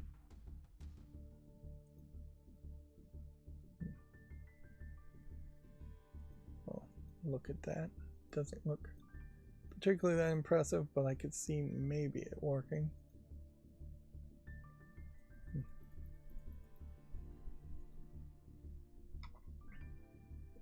Soul Frames Prelude's Fae Pack trailer is available. Apparently this is a new game. Multiplayer online RPG game. That reminds me, there is one thing certainly on FlatHub as far as if you go through all the games. I've looked at basically every application that is available on FlatHub. There aren't that many, first of all. Linux is kind of limited in just random things you can install. Same is probably somewhat true for Windows. But I imagine if you really look for Windows applications, you can find thousands more than you could find on FlatHub. A lot of the games that are in the game section are emulators or recreations of very specific, often very old games. One of them caught my eye was like a Diablo 1 emulate clone. A lot of clones, more than even emulations. But yeah, you're very much in the realm of people who play games on Linux are more nerds. They tend to be older people, and they tend to have nostalgia around a Diablo 1 game at the oldest, or Doom, or earlier at the earliest, and leaning more towards Doom and Wolfenstein 3D emulators or clones than really a Diablo 1 clone. So yeah, gaming on Linux, which is an actual program, but that's not what I meant to say. The concept of gaming on Linux has always been an afterthought that has been very poorly supported up until this point. And I doubt the Steam Deck is really going to encourage a lot of people unless it becomes just incredibly prevalent. I don't think it's going to encourage a lot of Linux developers to make video games that run on Linux exclusively or even as their first platform. It still would probably make a lot more sense to develop a game on Linux to then run on Windows, and if it's going to run on Windows, you probably need to develop it on Windows to test it, so development of games on Linux kind of fail on that first test. But yeah, even with the Godot engine, I could see programming every now and then on a Steam Deck with the Godot engine, which you can install on the Steam Deck, but then having to send all of that content in that game to be processed and compiled to a more powerful computer, and that it really would just be your out and about programming setup for very rare occasions. But yeah, I'd like to see a new wellspring of Linux games, but there just really isn't a lot of that. There's clones for like the Pinball Space Cadet pinball game from Windows and things like that. It's all very much nostalgic. Did you like Windows 95? Did you like Windows 3.1 type fans? And yeah, for the younger generation of kids, they're not going to be interested in that at all. They'd be much more interested in running emulators to play old NES games instead. And I mostly it's desktop games, and the concept of desktop games have very much gone out the window these days. There is not a real separation on cell phones between here's a desktop game that's basically free cell, and then here's a nicely visual game like Memento Mori on a cell phone. It's pretty much they all are nicely visually polished like Memento Mori, or in some way visually polished, probably not the same art style as Memento Mori. Yeah, just generic desktop games don't exist. Notably, if you buy a brand new Android phone, if you buy a brand new Apple phone, I think it's true for Apple phones, you don't have any kind of Minesweeper, Free Cell, any kind of game installed by default or even suggested. It's not even a thought. They just don't want to waste people's storage space with that stuff. Anyways, moving on with the headlines. Final Fantasy XVI DLC The Rising Tide launches April 18th. Sidekicks Beyond announced for Switch, iOS, and Android.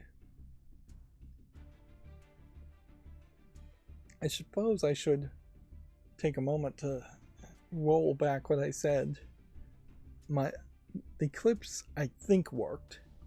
I didn't actually check to see if they worked after everything was said and done. So I may very much have just made a whole bunch of clips that are at the wrong time. So I need to go back and check that before I continue it. I also need to automate running the clips creation as part of my macros to make sure it just runs every single time. Yep. Otherwise I'm never gonna press the button to make it happen. Then it'll be very inconsistent, and that's a problem. Moving on. Truxton 2, Grindstormer, Dogyun, and Twin Hawk are coming to PC. Bitwave's game's fourth round of Toplin shoot 'em up releases.